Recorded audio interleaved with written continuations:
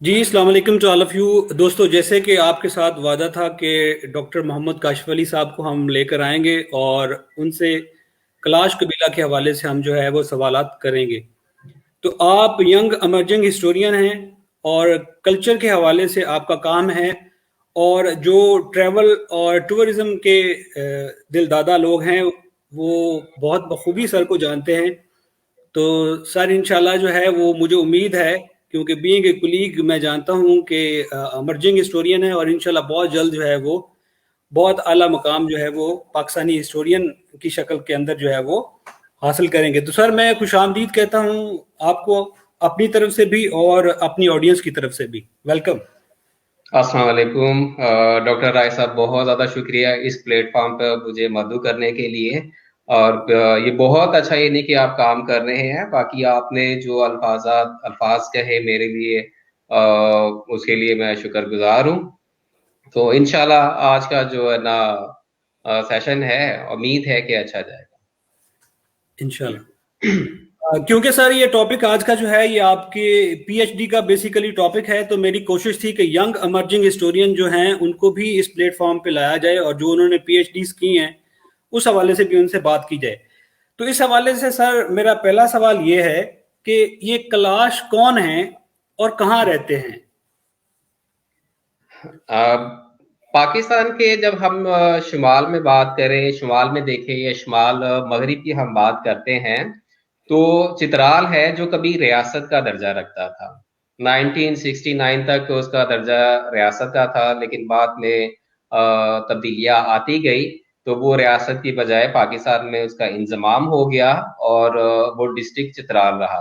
तो चित्राल का जो इलाका है वो असल में ज्योग्राफिकली अगर हम देखें तो दुनिया का जो तीसरा सबसे बुलंद और तवील बड़ा पहाड़ी सिलसिला है, जिसको हम कोहे हिंदुकुश कहते हैं, उसकी तीन घाटियों में या तीन वादियों में ये कैलाश कबीला रह रहा है। आज तो ये तीन वादियों में रह रहा है, जिसके सबसे ऊपर वाली जिसकी वादी है, या शुमाली वादी कह ले, रंबूर वैली।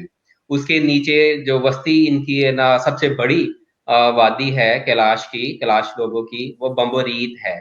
और उसके साउथ में बरीर वैली है।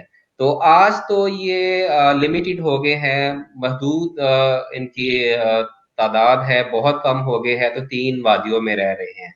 लेकिन आगे चल के जब हम इसकी तारीख की बात करते हैं, तो ये पूरे चित्राल में फैले हुए लोग थे। ठीक हो गया। सर अगला सवाल ये है कि ये दर्दस्तान से क्या मुराद है। अच्छा, दर्दस्तान जो है असल में बहुत ही वसी टर्म है, एक इस्तिलाह है।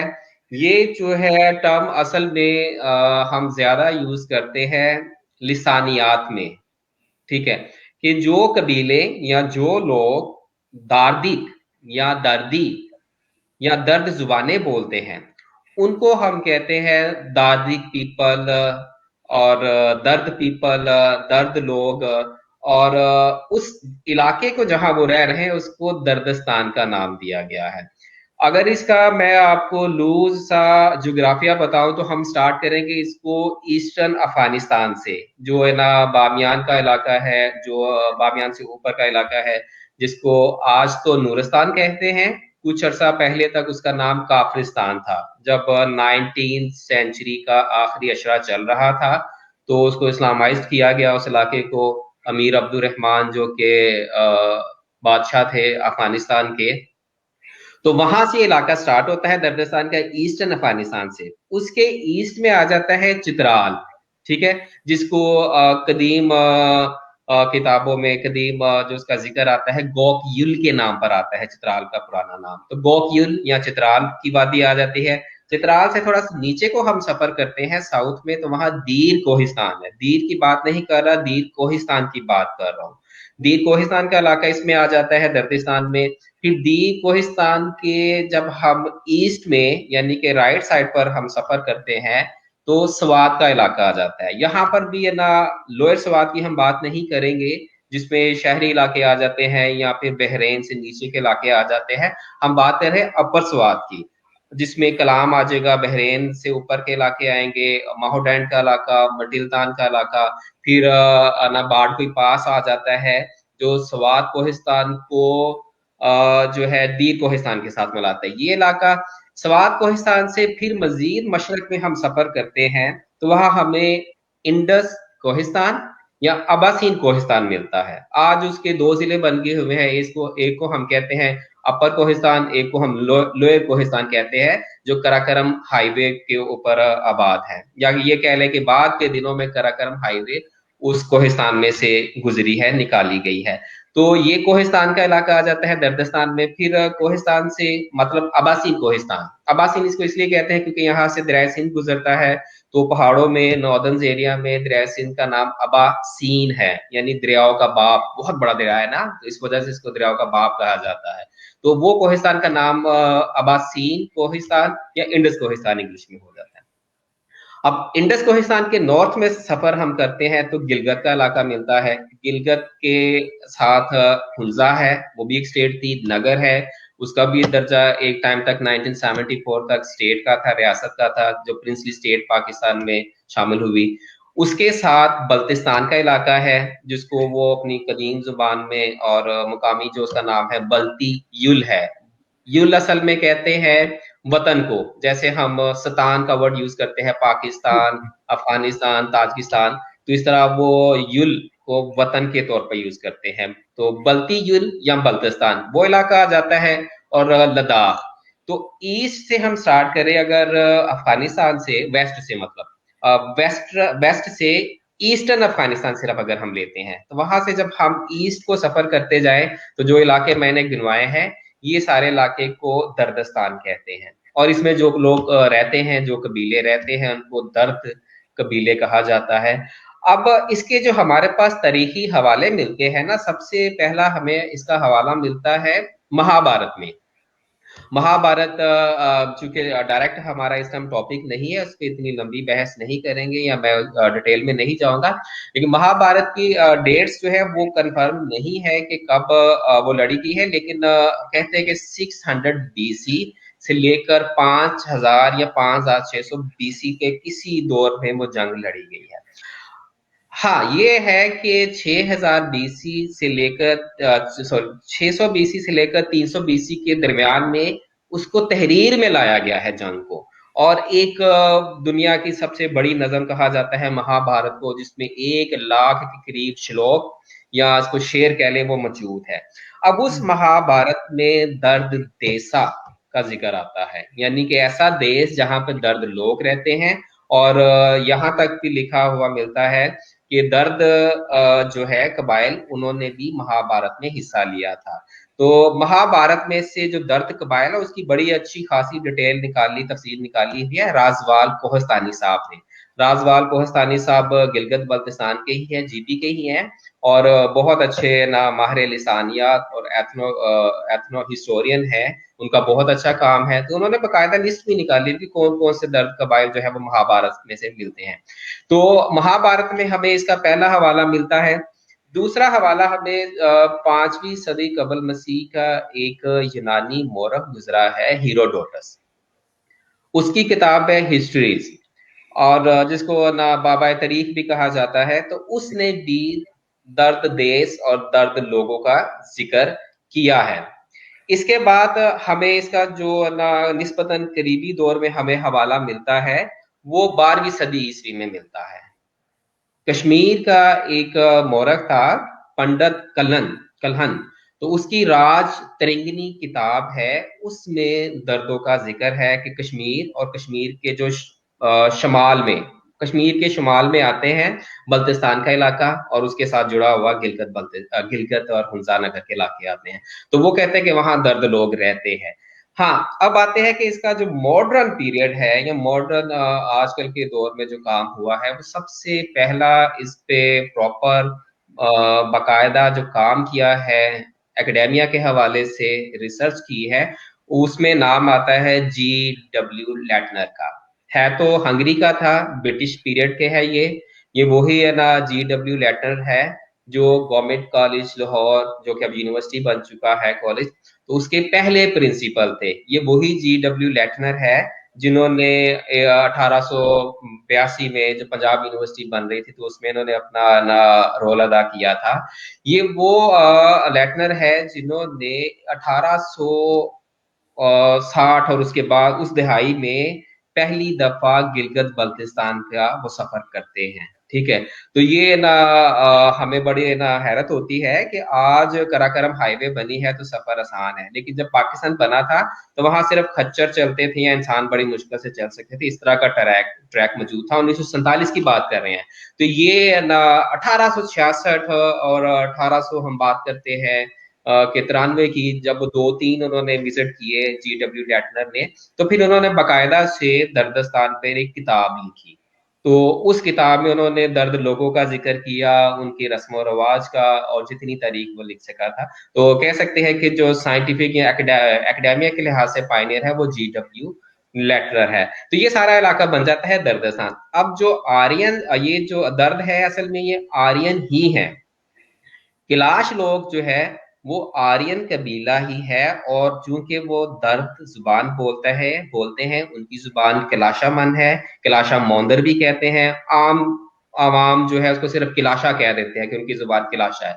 तो चूंकि वो एक दार्दिक दर्द जुबान बोलते हैं, इसलिए कैलाश जो है वो दर्द पीपल भी है और वो आर्यंस भी है। जी सर, ये जो क्लाश कबीला है, बेसिकली आपको पता है कि पाकिस्तान के अंदर एक इंटरनेशनल समझ लें कि फेम इसको हासिल है, तो इसका तारीखी पस मंजर क्या है? डॉक्टर राय साहब, इसका तारीख जो है ना बहुत ही मिस्टीरियस है, या कह लें कि जो इसकी तारीख है वो धुंध में छुपी हुई है, मस्तूर है, खासतौर पे जब हम इसके ओरिजिन की बात करते हैं। क्योंकि लिखी हुई हमारे पास तारीख तो मौजूद नहीं है इनकी ओरिजिन के हवाले से। मॉडर्न पीरियड की तारीख मिल जाती है, ब्रिटिश पीरियड की जो है, या फिर जिस टाइम वहां पर चित्राल में मेहतार जो जिसको वो कहते हैं उनकी हुकूमत है, तो उस दौर में कुछ मिल जाती है। लेकिन ज्यादा इनकी जो तारीख है वो औरल है, जुबानी है, हमें रवायात पर जाना पड़ता है, रवायात से हमें इनकी तारीख अखज़ करनी पड़ती है। और इनकी रवायत कहती है कि किसी जमाने में किलाश के लोग मौजूदा जो इलाका है जिसको वो किलाश देश कहते हैं, यानी बम्बोरीत, रंबूर, बरीर, वो यहाँ जब नहीं आए थे तो इससे पहले वो एक जगह थे, वहां रह रहे थे, उसका नाम है सियाम। हम्म। आज तक उस श्याम को लोकेट नहीं किया जा सका, कि जो ये अपनी जो फोक ट्रेडिशन है, कहानियां हैं, रवायात हैं और गाने हैं जो इनके जिसमें जिक्र आता है श्याम का, तो उसको अभी तक लोकेट नहीं किया जा सका। हाँ, कोशिश लाजमी की गई है, जैसे दो इटालियन एंथ्रोपोलॉजिस्ट हैं, भाई हैं, और पिछले 40 सालों से वो स्टडी कर रहे हैं कैलाश को, अगोस्टो काकापार्डो और अल्बर्टो काकापार्डो। वो जो है उन्होंने कहा है कि श्याम जो है अपर चित्राल में शायद कोई इलाका था। ठीक है, और फिर इसी तरह फ्रेंच एंथ्रोपोलॉजिस्ट है, उन्होंने अपनी जो किताब लिखी क्लास सोल्स्टाइस 1980s में, उन्होंने बड़ा एक्सटेंसिव काम किया था कैलाश देश में, यानी रंबूर, बम्बोरीत, बरीर में स्टे करके, ज्यादा स्टे तो रंबूर में था। तो वो अपनी किताब में जो है ना उसको लोकेट करने की कोशिश करते हैं। तो उनका ख्याल है कि ये अफगानिस्तान के इलाके में, यानी कि जिस जगह पर आज नूरिस्तान है, जो किसी जमाने में काफरिस्तान होता था, तो वहां पर श्याम था, वहां से ये आए हैं। खैर, इन वैलीज में जो ये आते हैं ना, तो इनकी एग्जैक्ट डेट्स नहीं पता चलती। जब इनके मसबी रहनुमा है जिनको काजी कहते हैं, उनसे बात करें, या जो लोग तारीख को थोड़ा ऑरली जानते हैं ट्रेडिशन के हवाले से, जैसे काजी वो शाहजवान थे, और काजी खुशनवाज थे, तो वो फिर तारीख अपनी जो है वो पीढ़ियों के साथ बताते हैं, यानी कि हमारी इतनी पुश्त पहले हम यहाँ आए थे, इतनी पुश्त पहले यहाँ पर आए थे। तो उनका यहाँ आने का तकरीबन टाइम जो है अफगानिस्तान के इलाके में वो फिरते रहे हैं, कबल मसीह में भी शायद वहां पर फिरते रहे हैं, क्योंकि इनका ताल्लुक है दर्द लोगों के साथ, और इनका पीरियड बन जाता है यहाँ आने का कमोबेश 1000 कबल मसीह। लेकिन चित्राल के इलाके में ये 1000 कबल मसीह में नहीं आते हैं। तो यहाँ आकर बस जाते हैं बम्बरीत में, बरीर में, रंबूर में, जंजरीत में, सवीर वैली में, उर्सुन में, द्रोश में, अपर चित्राल में।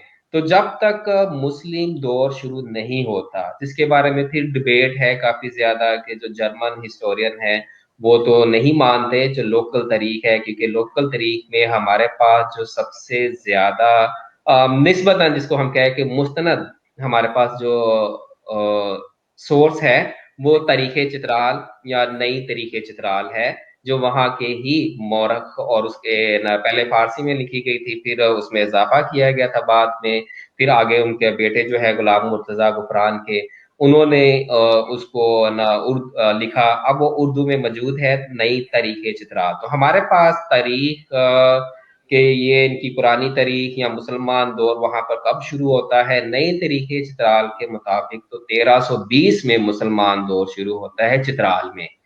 तो तब इनकी हुकूमत जो है ना खत्म होना शुरू हुई, खास तौर पे अपर चित्राल में, और खास चित्राल, जिसको सारे ना आजकल चित्राल कहते हैं, उसको हम खास या प्रॉपर चित्राल कहते हैं, डिस्ट्रिक्ट जो टाउन है, जो टाउन है, शहरी इलाका है, तो उसके ऊपर अपर चित्राल है। अपर चित्राल में इनकी हुकूमत खत्म हुई, फिर खास या बस्ती चित्राल में खत्म हुई। तो ये लोग आहिस्ता आहिस्ता ना नीचे को रिट्रीट हो गए, साउथ की तरफ आ गए। तो फिर ये जंजरीत में, शीशिको में, उर्सुन में, सवीर में, बम्बरीत में, बरीर में रहना शुरू हो गए। अब सूरत हाल यह है कि बाकी सारी जो है ना वादियां है ना, वो भी इस्लामाइज्ड हो चुकी हुई है ग्रेजुअली, आहिस्ता आहिस्ता। कुछ नॉर्थ से इस्लामाइज हुई थी, कुछ दीर की तरफ से, नीचे से साउथ की तरफ से इस्लामाइज हुई। तो 3 वादियां इनकी बची हुई है अब, बम्बरीत, दरीर और रंबूर, इन्हीं में ये लोग रहते हैं। और मौजूदा इनकी अगर स्टेटस की बात करें, तो आज तक मर्दमशुमारी में प्रॉब्लम ये हुई है कि इनके लिए अलग से तो खाना नहीं रखा गया कि कलाशा, क्योंकि ये तो एक अलग मजहब है ना, तो इनकी अलग शनाख्त है। तो जो मर्दमशुमारी है उसमें इनको अदर्स में लिखा जाता है, अभी भी अदर्स में लिखा जाता है। इसके एग्जैक्ट फिगर हमारे पास नहीं पहुंचते कि ये टोटल है कितने हैं। लेकिन एक वहां पर तंजीम है, एवीडीपी, अयून वैली डेवलपमेंट प्रोग्राम, जिसको ना वहाँ के जो यंग लोग हैं उन्होंने स्टार्ट किया, वो उसमें काम करते रहे। वजीरजादा है जो इस टाइम एमपीए भी है, ल्यूक रहमत है, तो वो गिनते रहते हैं अपनी आबादी। तो उनके मुताबिक जो है इस टाइम कैलाश के लोगों की आबादी 4000 या 4100 के करीब है, तीनों वैलीज में।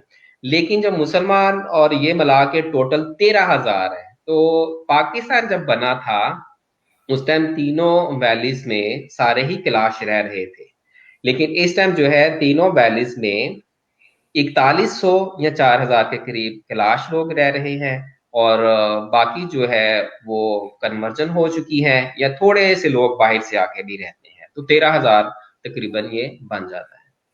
ठीक हो गया। ये सर मेरा सवाल भी अगला था, लेकिन ये रिजवान साहब ने भी वही सवाल किया, तो मैंने कहा कि जरा इनका सवाल भी ऐड कर लिया जाए। और सवाल ये है कि कैलाश कबीले का मजहब बेसिकली क्या है? अच्छा, कैलाश कबीले का अगर मजहब की बात करें, मेरा ख्याल है कि मजहब और सकाफत को मिला के हम बात कर लेते हैं। उसकी वजह यह है कि कैलाश कबीले में अगर कभी आप जाएं, आप उनसे उनकी किसी भी रवायत के बारे में पूछें, उनके किसी कैलाश मतलब कबीले वाला है या उनका काजी है खास तौर पर, तो वो कहते हैं हमा दस्तूरा, कि ये हमारा दस्तूर है। वो दस्तूर का लफ्ज इस्तेमाल करते हैं दोनों हवालों से, यानी कि अपनी सकाफत के हवाले से भी, समाजी यानी कि हैसियत के लिहाज से भी, और अपने मजहब के लिहाज से भी। तो दोनों को मिक्स करके बात कर लेते हैं। उनका जो मजहब है, जैसे कि हम बात कर चुके कि ये दर्द कबीला है, आर्यंस है, इनका ताल्लुक बनता है अर्ली वैदिक पीरियड से। तो माइकल विजल है, जर्मन जो है ओरिएंटलिस्ट थे, उन्होंने इनके मजहब पर काम किया, और उनकी अप्रोच ये है, जो कि काफी हद तक ठीक है, कि इनके मजहब का जो ताल्लुक है वो वैदिक पीरियड से मिलता है हमें। उसकी एग्जांपल दी भी जा सकती है कि ना, उनका सबसे बड़ी जो डीटी है कैलाश वालों की, वो है महान, महान द्यो। ठीक है, तो ये टिपिकल संस्कृत वर्ड है। ठीक है, महान मतलब ग्रेट है, द्यो उनकी डीटी है। तो और भी उनके ना देवी देवता, या फिर इसको डीटीज कह लें, वो मौजूद हैं। महान देव है, प्रापा है, और सजीगोर है, जस्टिक है। तो इनका जो मजहब है उसको हम जोड़ सकते हैं कि अर्ली वैदिक पीरियड है, या ऋग्वैदिक पीरियड के साथ मिलता जुलता है। इसमें जैसे कि हमारे खास रिचुअल्स हैं इस्लाम में, कि 5 वक्त टाइम होता है नमाज के लिए, या क्रिश्चियनिटी है कि वहां पर सर्विसेज की जाती है इतवार को। तो इस तरीके से कैलाश में हमें कोई निज़ाम नहीं मिलता है कि डेली बेसिस पर, या कोई ना मंथली बेसिस पर, या कोई वीकली बेसिस पर कहीं जाकर इबादत की जाए। वहां पर यह है कि वो सैक्रिफाइस करते हैं, कुर्बानी करते हैं। उनके जो है ना श्राइन्स हैं वहां चले जाते हैं जब फेस्टिवल्स होते हैं, या फिर शादी होती है, या फिर मुख्तलिफ जब भी जरूरत पड़ती है, तो वो अपनी श्राइन विजिट करते हैं। तो वहां पर जो है बकरा गॉड जो है, उसको भी सैक्रिफाइस करते हैं, उसकी कुर्बानी भी करते हैं, जिसको खुदाई करना भी कह लेते हैं कि खुदाई करें। तो उसके साथ फूड जो है वो भी ऑफर किया जाता है। तो मजहब जो इनका है वो ऋग्वैदिक या अर्ली वैदिक पीरियड से जुड़ा हुआ है। नो डाउट के बाद में उसमें काफी तब्दीलियां भी आ गई, अभी तब्दीलियां भी आ चुकी हुई, कि 2007 में रंबूर वैली में जब मैं फील्ड कर रहा था, तो सैफुल्ला जान से मेरी बात हुई। सैफुल्ला जान कैलाशी है, नाम उनका अरबिक है, मुसलमानों की तरह का है, लेकिन कैलाशा है वो। और कैलाश कबीले का वो पहला मैट्रिक था जिसने 1974 में शायद मैट्रिक किया था। तो उसने बड़े ना एंथ्रोपोलॉजिस्ट और हिस्टोरियंस के साथ काम किया है। तो सैफुल्ला जान से जब मैंने पूछा कि आप का मजहब जो है इसमें इतने देवी देवता है, मतलब है तो वो पॉलीथीइस्ट है ना, पॉलीथीइज्म है, लेकिन इस टाइम सूरत हाल ये है कि वो मोनोथीइज्म या वहदानियत का दावा करते हैं, कि वो एक खुदा जिसको वो दिजाऊ या क्रिएटर, सबसे बड़ा खुदा, पैदा गुरु, कि वो जिसने पैदा किया है, पैदा गुरु या दिजाऊ या क्रिएटर, तो वो एक खुदा को कहते हैं, आप कहते हैं कि मानते हैं। तो मैंने उसे कहा कि सैफुल्ला जान की ये इतनी डिटीज तो मिलती है कि ना सजीगोर भी है, ये ना इमरा भी है, ये आपका जो है महादेव भी है, जस्टिक भी है, तो ये देवी देवता है क्या? तो उसका कहना था नहीं, ये हमारे देवी देवता नहीं, ये हमारे मैसेंजर्स हैं, ये हमारे प्याम्बर है, जो हमारा पैगाम जो है वो दिजाओ तक लेके जाते हैं। तो इसको आप उसमें भी ले सकते हैं कि तब्दीली आ रही है, उसकी बेशुमार वजूहात भी है, कि जब आप कल्चरल लैंडस्केप देखते हैं और रिलीजियस लैंडस्केप देखते हैं कैलाशा पीपल का, कि चित्राल में जिस जगह पर वो रह रहे हैं, उनके नॉर्थ में, उनके ईस्ट में, उनके साउथ में और उनके वेस्ट में, हर तरफ मुसलमान मौजूद है। इवन कि उनकी अपनी वैलीज के अंदर जो है 3 वादियां है, उसके अंदर मुसलमान मौजूद है।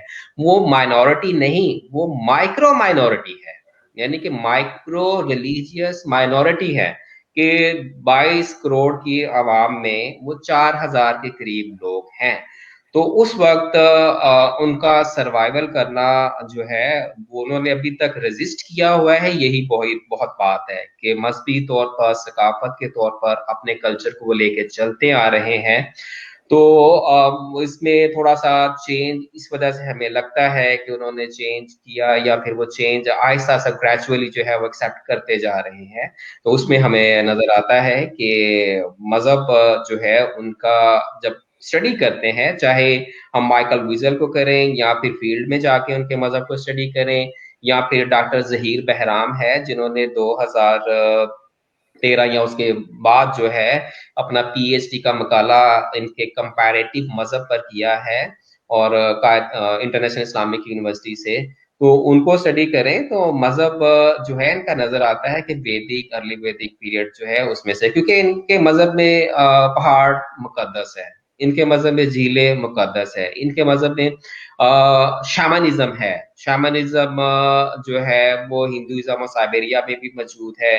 परिया जो है सूची, उसके लिए एक अलग से स्टेटस मौजूद है इनके मजहब में। फिर इनके मजहब में वो चीज बड़ी सख्ती के साथ आप कह लें कि मौजूद है, जिसको आप कहेंगे पाकीज़गी और ना, और जो है पलीदी, उसका कॉन्सेप्ट जो है ना, जो दो हिस्सों में इन्होंने अपनी सोसाइटी को तकसीम किया हुआ है, जिसको ऑन जस्टा यानी कि प्योर या पाक, और प्राक्टा यानी कि नापाक या इम्प्योर में डिवाइड किया हुआ है। तो कैलाश की पूरी कम्युनिटी या सोसाइटी कह ले कि दो हिस्सों में तकसीम है, प्राक्टा और अनजस्टा। अनजस्टा जो है वो पाक है, और प्राक्टा जो है वो नापाक है। तो पहाड़ जो है वो अनजस्टा में आ जाते हैं, पाक में, प्योर में आ जाते हैं। जितनी लोअर वैलीज है वो इम्प्योर में आ जाती हैं। ठीक है। इसी तरह इन्होंने जानवरों को, परिंदों को ये किया हुआ है। तो ये चीज जो है फिर जो है इनके मजहब में जो सबसे ज्यादा अहम चीज है वो इनके फ्लॉक्स हैं, इनका रेवड़ है बकरियों के। ठीक है। ये बहुत ज्यादा इंपॉर्टेंस है बकरियों की।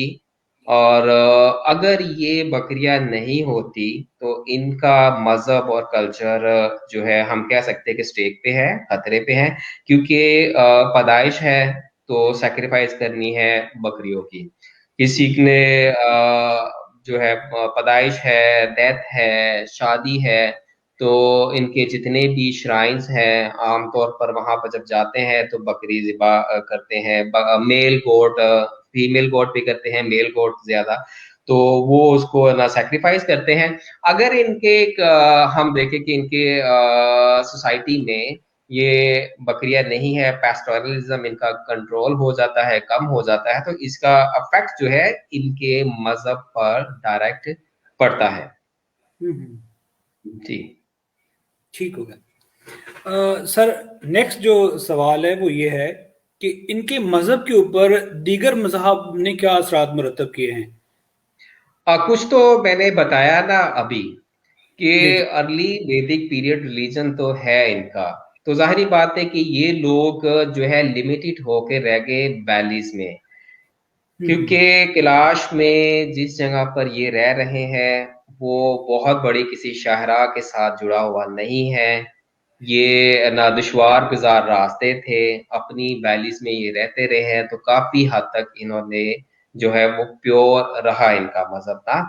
और अभी भी यानी कि वो रिचुअल्स इनके जो है पूरे पाकिस्तान से आप देखें तो इनके रिचुअल जो है वो मुख्तलिफ मिलते हैं, मुख्तलिफ किस्म की रस्म और रवाज मिलते हैं, यूनिक है पूरे पाकिस्तान से। दर्दस्तान में ठीक है, हमें थोड़ा सा इसका आप कह लें कि ना तगाबली जायजा ले सकते हैं गिलगित के साथ, बल्तिस्तान के साथ, कि जैसे इनके मजहब में जो इनकी रूहानी शख्सियत है जो हुआ करती थी वो है देहार, शैमन। ठीक है ना। शैमन वो हस्ती है कैलाश की जो ट्रांस में जाकर मधोशी के आलम में सुपर बीइंग के साथ कम्युनिकेट करती है, या बीच में कोई ना वसीला बनता है तो उस वसीले के साथ सुपर क्रिएटर जो है, सुपर बीइंग के साथ ये राब्ता करती हैं। जो बीच में ना मिडल में कोई राब्ता बनता है तो वो सूची या परी होती है। तो शैमनिज्म या देहार कैलाश में मौजूद थे, किस वजह से खत्म हो गए एक वो लंबी बहस है। कि परागटा कैलाश में पहुंच गया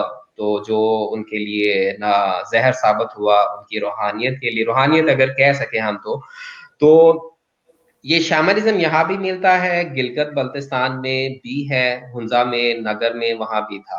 ठीक है।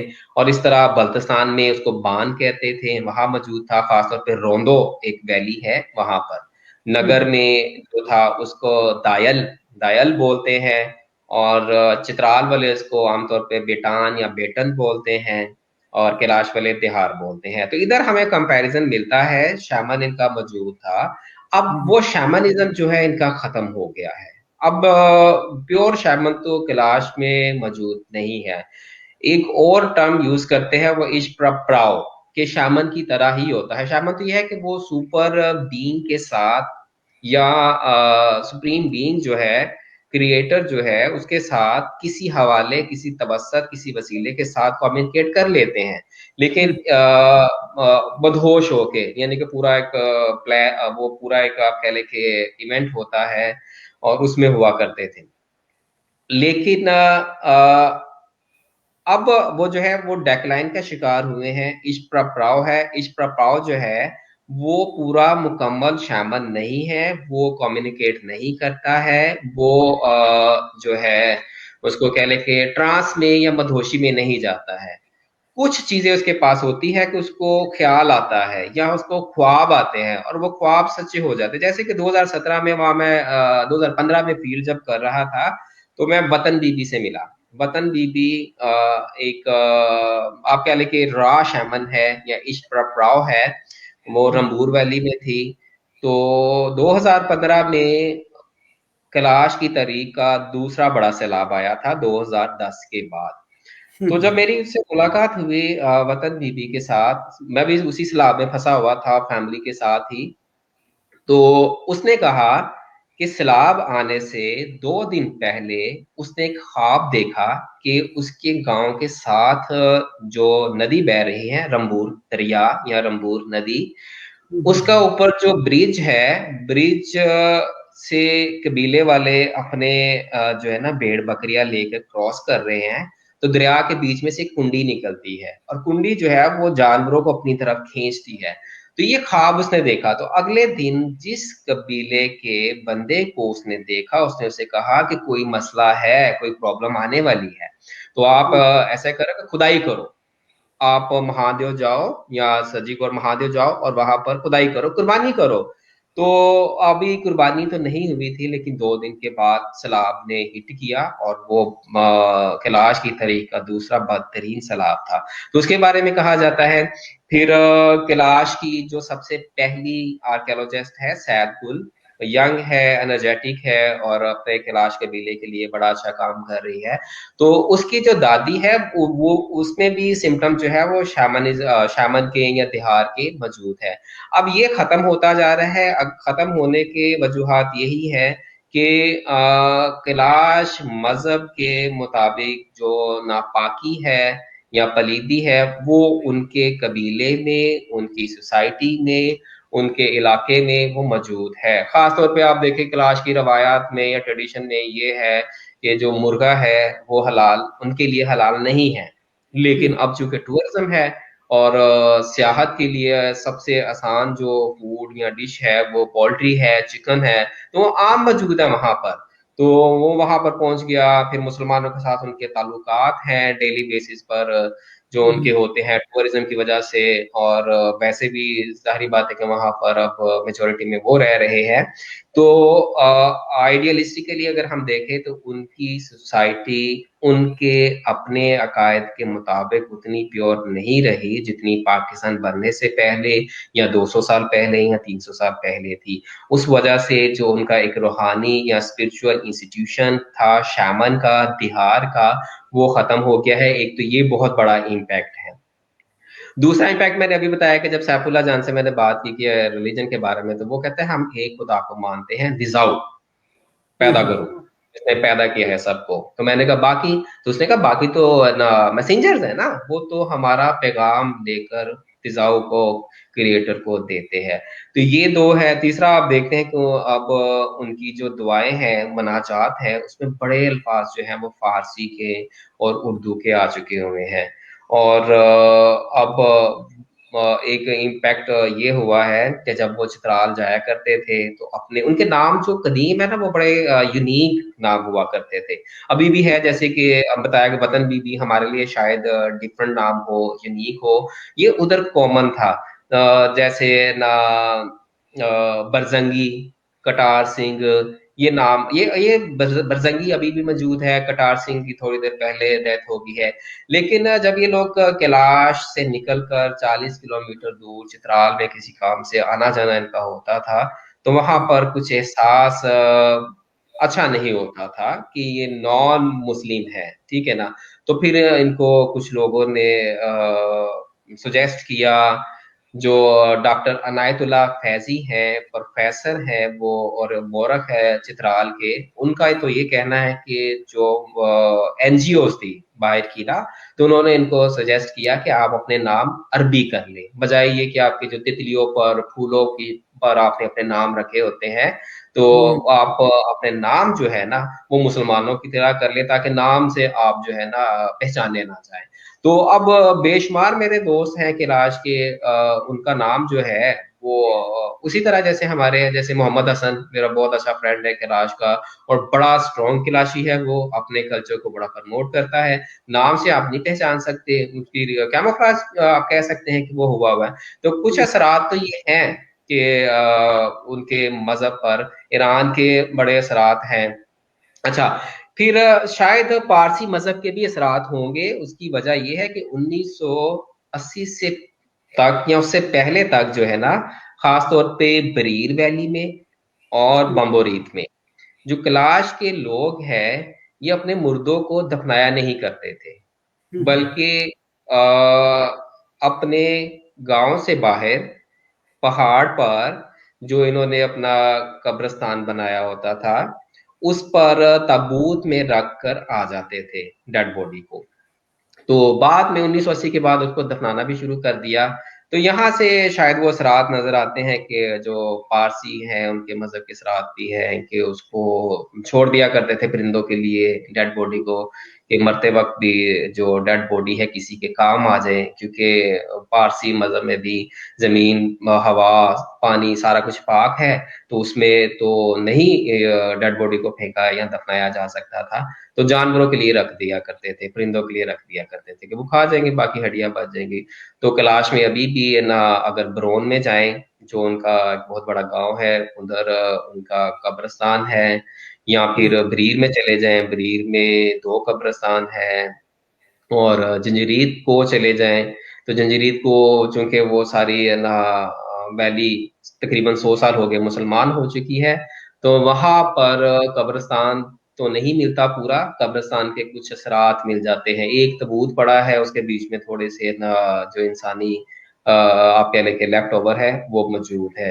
तो अब लेकिन ये दफनाते हैं, तो ये कुछ असरात है जो मुख्तलिफ मज़ाहब के इन पर है।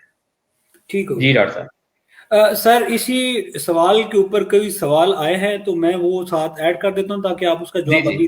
बिल्कुल। उसमें ये उबैद राजपूत का सवाल आया है। वो ये कहता है कि कैलाश वैली जो है, इनके लोगों ने अपना रिलीजन जो है वो क्यों नहीं छोड़ा, उसकी कोई इम्पोर्टेंट वजह क्या है? अकीदा जो है इतनी आसानी से तो नहीं छोड़ा जा सकता ना। अब काजी साहब से मैंने भी जब ये सवाल किया था, इनका खैर अवैध राजपूत साहब का जो सवाल है वो तो ये है कि क्यों नहीं छोड़ा।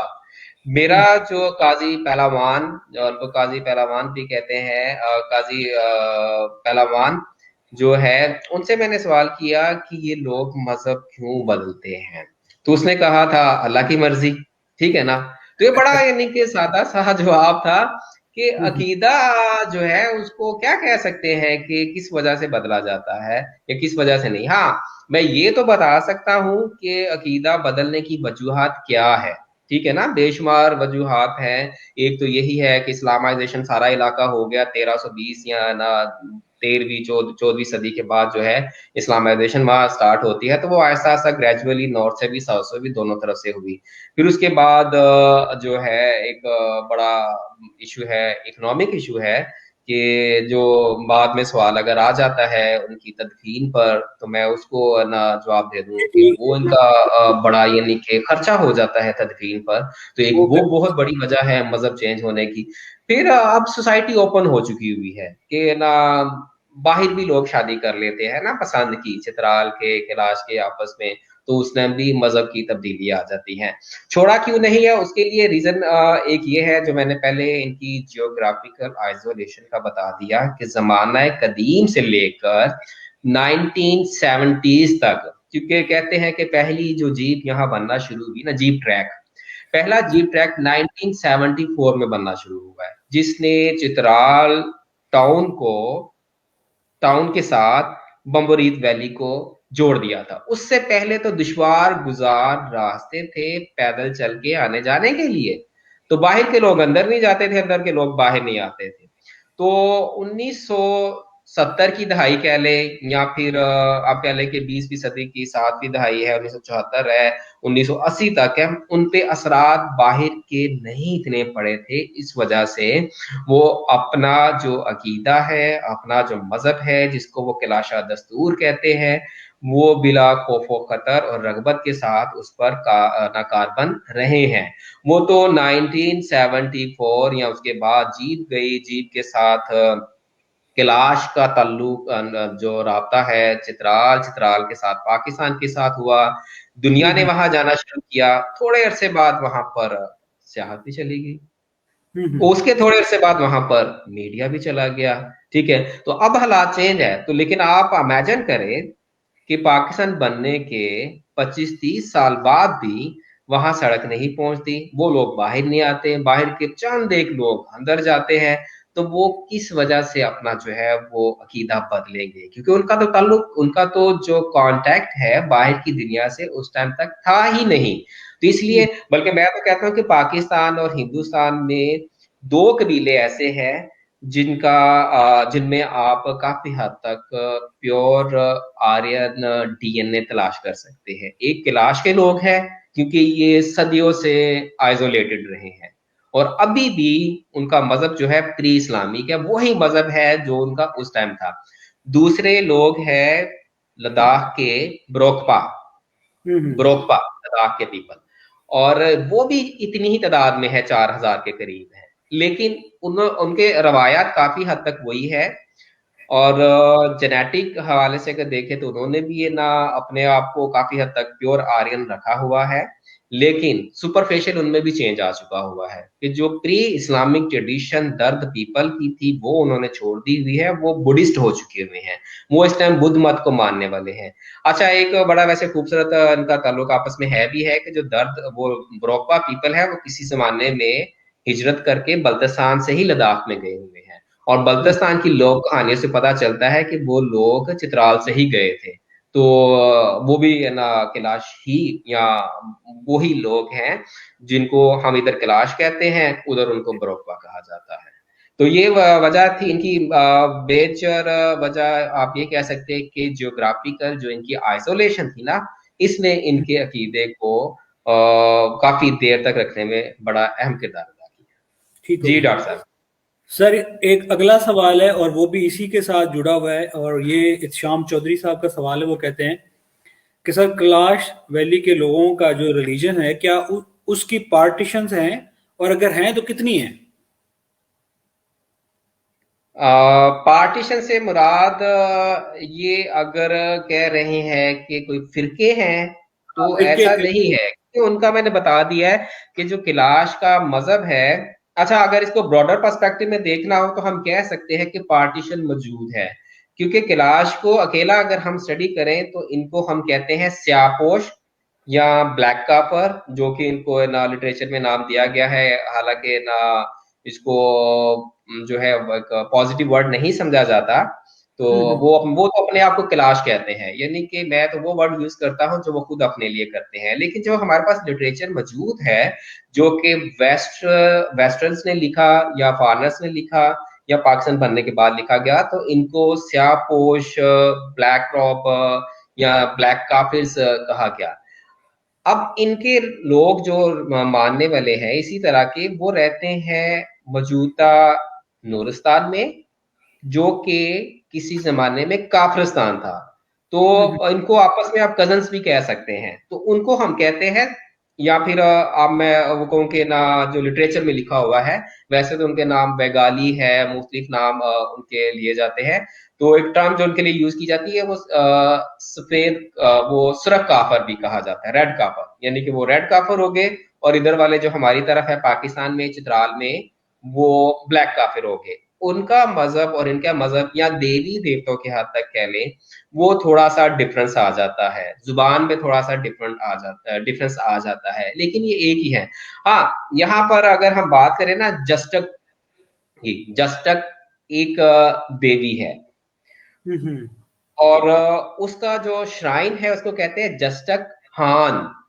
हान कहते हैं जगह को, तो जस्टक हान, जस्टक की जगह, यानी कि श्राइन ऑफ जस्टक। अब जो जस्टक श्राइन है ना, उसके अंदर ये एम्बेलम पड़ा हुआ है घोड़े की शक्ल का, जहां वो अपने मुख्तलिफ रिचुअल्स परफॉर्म करते हैं। तो कबीला किलाश एक है, लेकिन कबीले में आगे आप कह लें कि फर्दर तकसीम मौजूद है। जैसे कि पश्तून एक बहुत बड़ा ट्राइब है, आगे उनके सब ट्राइब मौजूद है। इसी तरह इनके भी है, जैसे ना वाकोके हैं, है कैलाश है, लेकिन कैलाश के अंदर वाकोके हैं, जारोए हैं, पोतिमेरे हैं। ठीक है, तो मुख्तलिफ यानी कि आगे इनकी डिवीजन मौजूद है। अब जो जस्टर खान है, उसके अंदर जो उसकी शुमाली दीवार है नॉर्थ वाली, उसके साथ हम्म। तीन आमतौर पर जो है वो पड़े होते हैं एम्बेलम। जस्टर खान असल में हर क्लैन का अपना अलग होता है, यानी कि मोतीमेरे का अलग होगा, वाकोके का अलग होगा, जारोए का अलग होगा, जितने भी उनके आगे ना सब ट्राइब्स आ जाते हैं। लेकिन अगर कोई सब ट्राइब या क्लैन जो है वो अफोर्ड नहीं करता अलग से बनाना जस्टर खान, तो वो फिर जो एक जस्टर खान है उसके अंदर दीवार में अपना अलग से एम्बेलम लगा लेगा, घोड़े की शक्ल वाला जो होगा। तो ये यानी कि बहुत बड़ी, यानी कि इनके अंदर कोई पार्टीशन नहीं है, तकसीम नहीं है, क्योंकि इनके जो भी रिचुअल्स होते हैं वो सारे मिलके करते हैं। काजी उसका ऐलान करते हैं, जो भी इनके रिचुअल्स है, सालाना है, फेस्टिवल्स हैं, तो काजी करते हैं। और हाँ, ये है कि ब्रीर का कल्चर, रंबूर और बम्बोरी, जो दो वैलीज है ना, नॉर्थ वाली सबसे ऊपर है रंबूर, रंबूर के नीचे बम्बोरी, इन दोनों का कल्चरल टाइज सेम है। फिर उसके बाद नीचे आ जाती बरीर, उसका कल्चरल टाइप थोड़ा सा डिफरेंट है, वो उसके ना डायलेक्ट भी जुबान में थोड़ा सा डिफरेंट है। और उनके जो आप नंबर ऑफ डीटीज है ना, वो कह सकते हैं कि वो थोड़े से मुख्तलिफ हैं। तो माइनर सा है चेंज, वो तो यही है ना कि हम जैसे कहते हैं कि ना 20 कोस के साथ या 20 किलोमीटर, जो भी इसको कह लें कि ना जुबान जो है उसमें भी थोड़ा सा बदलाव आ जाता है। तो इस लिहाज से थोड़ा सा यानी कि वेरिएशन है, लेकिन सेक्ट की तरह अगर पार्टीशन कहे तो वो मौजूद नहीं है। ठीक हो गया। सर एक और हमारे जो है ना इसी सवाल से मिलता जुलता सवाल है, ईमान नजवा का सवाल है, ये बेसिकली इस्लाम अर्ज कर रही है। वालेकुम सलाम। वालेकुम अस्सलाम। इनका सवाल ये है कि सर इनके कल्चरल त्यौहार ही कल्चरल त्यौहार ही हैं या कोई मजहबी त्यौहार भी मनाया जाता है? अच्छा, कल्चरल त्यौहार के हवाले से और मजहबी त्यौहार के हवाले से ये पूछ रही हैं। असल सेम। में इनका सवाल, जी जी डॉक्टर साहब। जी जी सर, जवाब दें सर अच्छा, इसका। इसमें ना इनके जो ना जितने भी फेस्टिवल्स है ना, ये दोनों रंग लिए हुए हैं। किसी हम्म। हद तक सेकुलर रंग भी लिए हुए हैं और रिलीजियस भी लिए हुए हैं, क्योंकि फेस्टिवल एक दिन का तो कोई है नहीं है इनका। जो सबसे पहले इनका स्टार्ट होता है, बड़ा बड़ा मतलब वैसे तो सारा साल ही इनका जो है ना फेस्टिवल्स रहते हैं। जो बड़ा इनका फेस्टिवल है वो इनका स्टार्ट हो जाता है मई में, जोशी फेस्टिवल, ठीक है ना, या अपने तलफुज में जो उसको जोशी कहते हैं, तो चित्राल वाले जोशी कह देते हैं। तो जोशी फेस्टिवल जो है वो इनका 3 दिन तक चलता है। उसमें जो सोशल एक्टिविटीज हैं वो भी चल रही हैं, लोग मिल भी रहे हैं, डांस भी कर रहे हैं, साथ जो है इनकी इबादत भी हो जाती है, ठीक है ना। वो ना श्राइन पे विजिट भी कर लेते हैं। इसी तरह उसके बाद जो है रत्नाट आता है।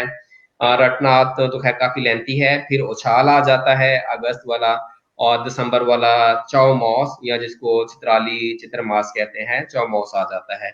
तो उसमें चौ मास सबसे इनका तवील त्योहार है। और कह लें कि जैसे हम ईद मनाते हैं तो कहीं दूर भी गया हो वो परदेश में, तो वो देश में वापस लौट आता है ईद मनाने के लिए।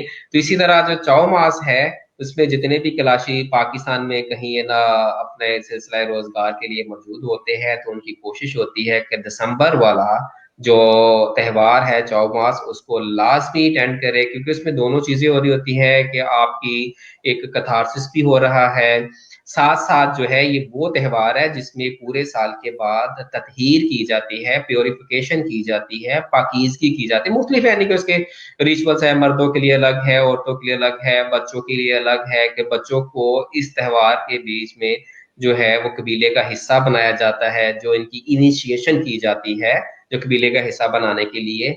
तो दोनों रंग लिए हुए हैं इनके जो त्योहार है, मजहबी और सेकुलर टाइप का ना, या सोशल एक्टिविटीज जिसमें हो रही होती है। ठीक हो गया। हम्म। बाकी हम अब अपने प्रोग्राम के जो स्केजुअल के सवाल आते हैं उनको ऐड करते हैं। कमेंट्स काफी हैं तो उनको फिर बाद में साथ साथ में सर ऐड करता जाऊंगा जो ठीक है। हमारे सवाल के साथ रिलेटेड होगा।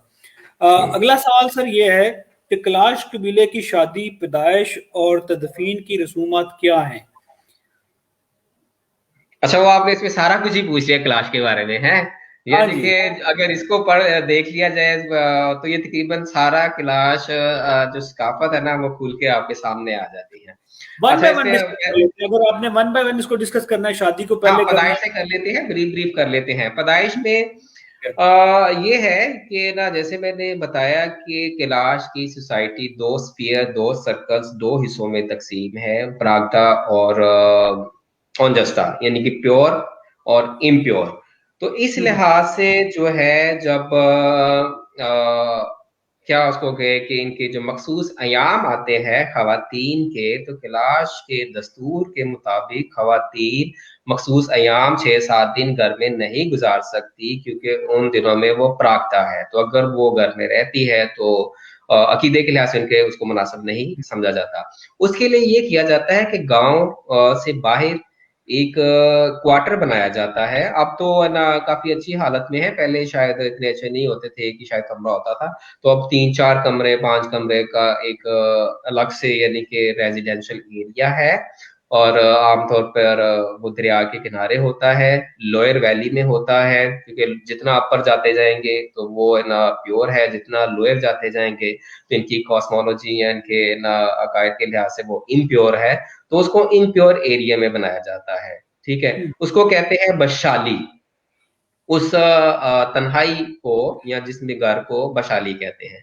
तो ये बशाली में टाइम गुजारते हैं। ठीक है, जो मखसूस अयाम है। इसी तरह जो चाइल्ड बर्थ प्रोसेस है, ठीक है, उसके लिए भी जब बच्चे ने पैदा होना होता है उससे कुछ दिन पहले वहां पर शिफ्ट हो जाती है। टू बी मदर जो माँ है वहां पर शिफ्ट हो जाती है। वहीं पर जो है वो बच्चे की पैदाइश होती है। और उसके बाद प्योरिफिकेशन के बाद जो है पाकीज़गी के बाद बच्चा जो है उसको घर लेके आते हैं। ठीक है। तो बच्चा उस वक्त तक कैलाश कबीले का हिस्सा नहीं बनता जब तक उसकी गौशनिक या फिर उसकी इनिशिएशन नहीं कर ली जाती। तो उसके लिए उसकी ना फौरन ही नहीं की जाती, 3-4 साल या थोड़ा सा बाद जो है, जब दिसंबर वाला फेस्टिवल होता है, आमतौर पर उसमें जब बच्चे इकट्ठे हो जाते हैं कुछ 3-4 साल के, तो उनकी रस्म अदा की जाती है गौशने की, जिसमें उनके मामा गान यानी कि जो मेटरनल अंकल है, रिलेटिव्स है, वो आते हैं, गिफ्ट वगैरह देते हैं। और फिर शलवार पहनाई जाती है बच्चे को, लड़के को, क्योंकि 3-4 साल तक वो इस्तेमाल नहीं करते हैं ना। तो अब तो चेंज आता भी है, करते भी हैं। तो गोशनिक हो जाती है, इनिशिएशन जिसको कहेंगे। तो वो लड़कियां जो होती है उनको सर पे जो हेड गियर होते हैं, कॉपस या फिर शुशुत, तो उनको वो ऑफर किए जाते हैं। तो इस तरह जो है वो कैलाश कबीले के हिस्सा बन जाते हैं। जैसे कि मुसलमानों को है कि कितने होते हैं, तो वो है ना इनिशिएशन में ये होता है। तो उनका मामा गान आते हैं और लड़कों को जो है गिफ्ट है, लड़कियों के लिए जो है वो फूल भी दिए जाते हैं उनको। फिर उनके सर पर हेड गियर जो है वो उनको दिए जाते हैं। तो वो कैलाश कबीले के बन जाते हैं। अच्छा, यहाँ जो है जब फील्ड में चेंज आया है थोड़ा सा, लेकिन इतना नहीं है, थोड़ा सा चेंज है कि वही यानी कि जो हमारे सब कॉन्टिनेंट में चलता आ रहा है कि लड़के की पैदाइश पर ज्यादा खुशी, फायरिंग करना, ढोल बजाना। और इसके हम्म। असरात शायद वो कबायली दौर से मिलते हैं कि जब कबायली दौर था, हंटिंग का दौर था, तो कबीले को ज्यादा से ज्यादा मर्द चाहिए होते थे। लड़ने के लिए, जंगों के लिए, शिकार करने के लिए। तो शायद वही यानी कि ना कंटिन्यूटी है उसी चीज की, तो उसको है ना सेलिब्रेट थोड़ा सा ज्यादा करते हैं, और चीजें भी है ना बांट वगैरह लेते हैं। शादी पे अगर आए तो ये ना यहाँ पर कुछ मिसकंसेप्शंस भी पाई जाती है कैलाश की शादी के ऊपर। हम्म। दो इनकी शादी की किस्में हैं, जैसे कि आम रूटीन में पूरे सब कॉन्टिनेंट में भी मौजूद है। एक फैमिली की मर्जी से शादी है, और एक जो है वो मर्जी की शादी है। मर्जी की शादी को जो है वो इंग्लिश टर्म में हम इलॉपमेंट कहते हैं, कि किसी के साथ चले जाना, अपनी मर्जी के साथ शादी कर लेना। यहाँ पर ये ज़हन में रखना लाज़मी है कि हर अकीदे का, हर मज़हब का, हया का जो कॉन्सेप्ट है वो यकीनन मुख्तलिफ है। हम हम्म। क्लाश को जब स्टडी करेंगे तो हम अपने मज़हब के, अपने अकीदे की अहमियत के साथ उसको नहीं मुताला उसका कर सकते। हमने बिल्कुल। उनको मुताला करना है तो हमने उनके अकीदे के मुताबिक करना है। तो उनके अकीदे के मुताबिक जो है क्लाश लोग काफ़ी बोल्ड हैं, काफ़ी ओपन है आपस में एक दूसरे के साथ। तो उनकी फ्रेंडशिप भी हो जाती है, और उनकी शादियां भी हो जाती है, बाय चॉइस जो है वो शादी हाँ। कर लेते हैं, ठीक है। और उस पर उनके घर वालों को कोई इतराज भी नहीं होता है, क्योंकि वो एक्सेप्टेड है, कल्चरल आप कह रहे कि ना कस्टमरी लॉ है, ये ना उनका कस्टमरी लॉ है कि अगर कोई भी किसी के साथ शादी करना चाहता है तो वो क्लाश कबीले की बात कर रहा हूँ, वो सही। कर लेते हैं। हाँ, एक चीज यहाँ पर अहम है कि क्लाश कबीले का सेम क्लैन अपने क्लैन में शादी नहीं कर सकता। यानी कि जो हमारा कॉन्सेप्ट यहाँ फर्स्ट कजन का है, तो वो फर्स्ट कजन में शादी नहीं करते, क्योंकि फर्स्ट कजन को वो बहन भाई कहते हैं। यानी कि अगर मैत्री ना वाकोके है ना, तो वाकोके अपने क्लैन में शादी नहीं आमतौर पे करेंगे, वो करेंगे मैत्रीमोरे में या जारोए में या बागालिए, जो भी उनके आगे क्लैन है, सब क्लैन वो किसी दूसरे क्लैन में करेंगे, ये उनकी है। बल्कि ना जो वहां पर मुसलमान रहते हैं, तो जब वो कजन मैरिज करते हैं तो उनको वो मजाकन कहते भी है कि हमारे दस्तूर के मुताबिक तो आप बहन भाई हैं, ठीक है ना। तो अच्छा। उनका यानी कि है, तो शादी की दो ही किस्में हैं, कि एक अरेंज मैरिज है, और दूसरी जो उनकी है वो लव मैरिज है, जिसको अलॉटमेंट कहते हैं, कि लड़की अगर एग्री है तो वो लड़के के साथ चली जाती है, और उसको उनका दस्तूर जो है वो एक्सेप्ट करता है, और उसकी बाद में बाकायदा तौर पर जो है रसूमात पूरी की जाती हैं। यहाँ एक मिसकंसेप्शन ये आती है कि कोई भी जाकर वहां पर शादी कर लेगा, और सोशल मीडिया पर ये चीजें काफी आती भी रहती हैं, चूंकि बहुत डिटेल से शायद लोग नहीं जानते होते, तो कुछ ऐसी चीजें भी कह लेते हैं जिसकी वजह से वो जो माइक्रो एक माइनॉरिटी है, कम्युनिटी है, उनको वो हर्ट भी करते हैं। इस तरह की बातें करते हैं जो यकीनन हम अपने इर्द गिर्द जो बसने वाली खवातीन हैं उनके बारे में हम नहीं कह सकते। तो या जहन में ये लेके जाते हैं कि हम वहां पर जाएंगे तो किसी के साथ भी शादी कर लेंगे, तो ऐसा कोई कंसेप्ट नहीं है। असल में ना कोई 20 साल पहले ना एक ड्रामा था, कैलाश पे लगा था, तारड़ साहब का। तारड़ साहब बहुत अच्छे यानी कि लिखारी है, और पाकिस्तान में सियाहत में नो डाउट कोई शक नहीं है कि उन्होंने पाकिस्तान की सियाहत के लिए, पाकिस्तान के उर्दू अदब के लिए बहुत काम किया। लेकिन उनका जो ड्रामा लगा था उसने कुछ मिसकंसेप्शन हमारे नौजवानों के दिलों में डाल दी थी, कि क्योंकि उसमें कुछ इस तरह के सीन्स दिखाए गए थे कि एक टूरिस्ट है जो नीचे मैदानों से ऊपर जाता है, वहां उसका अफेयर हो जाता है कैलाश लड़की के साथ। तो सारे उसी को ना फैंटेसीज की करते हैं ना काफी लोग ना। खास तौर पर जब हम बात करते हैं, कुछ लोग पंजाब से जाते हैं, लेकिन ज्यादा लोग जो है वहाँ के जो केपी के भी है, तो वहां से जाते हैं मैदानी इलाकों से, पेशावर और इर्द गिर्द के इलाकों से। तो ये चीज उनके जहन में होती है। तो ऐसा नहीं है, उनका अपना सिस्टम है। मैं जैसे कि पहले अर्ज किया कि हम किसी भी मजहब के हया के निज़ाम को या हया को अपने मजहब अकीदे की ऐनक से बिल्कुल भी नहीं देख सकते, तो उनका अपना सिस्टम है। सही जी है। डॉक्टर साहब। सर इसके साथ ना एक और सवाल जोड़ते हैं, और ये नहीं, क्वेश्चन आपका अगर आप कहे तो पहले वो वाला कर ले, तदफीन वाला बीच में रह गया तीसरा। कौन सा पैदाइश वाला? का हो गया, शादी का हो गया। सर मैं वही करने लगा हूँ, ये अच्छा, कमेंट भी हुआ आया है, कमेंट भी वही आया है, और ये सवाल भी हमारा क्योंकि वो रहता है कि उनकी तदफीन की रसूमात क्या है, ये सवाल है। और उन्होंने कमेंट में ये पूछा है कि इनको इन्फॉर्मेशन कहीं से मिली है कि वो जो जब बंदा कोई फौत होता है ना, तो ये सैड नहीं होते बल्कि वो बड़ी खुशी से उसकी तदफीन करते हैं। तो ये आप इसका कमेंट पढ़ सकते हैं अब्दुल्ला मुगल साहब का, और इसको जो है वो आप जवाब दे सकते हैं। हाँ जी। तो जैसे कि मैं थोड़ा सा पहले मजहब का असरात पर जब बात कर रहे थे, तो इनके ना जिक्र आ गया था कब्रिस्तान का, कि जी जी। कब्रिस्तान जो इनके है वो ओपन हुआ करते थे। ये इन्होंने बात अब्दुल्ला मुगल ने ठीक की है, जो इन्होंने सुना है कि वो लोग जो है डेथ को सेलिब्रेट करते हैं, वो हम्म। उसका गम नहीं बनाते हैं। 2008 में जब फील्ड में था, तो मैंने वहां से नीता गुल से पूछा, जो मेरी की इन्फॉर्मर थी उस टाइम, कि आप लोग जो है कैलाश में जब किसी की वफात हो जाती है तो आप रक्स क्यों करते हैं? तो उसका कहना था कि जब बच्चा पैदा होता है हम उसकी खुशी मनाते हैं, जब कोई अपनी जिंदगी पूरी अच्छे तरीके से गुजार कर चला जाता है तो ये हम्म। हम उसको अलविदाई पार्टी दे रहे होते हैं, ये अच्छा उसका अच्छा। फेयरवेल होता है। तो हम हम्म, नहीं चाहते कि उसकी रूह जो है वो ना खुशी खुशी ना जाए। अच्छा, ये नहीं है, नेचुरली जो उनके फैमिली मेंबर्स होते हैं ना, जो हम्म। जिसकी डेथ हुई होती है, वो तो नेचुरली रो रहे होते हैं। अच्छा। 2017 में फील्ड में जब मैं वहां पर मौजूद था, बम्बोरीत वैली में, और वो ईद का दिन था, मेरी तो ईदें भी वहां पर गुजरी हुई है ये अपने डाटा के कलेक्शन में।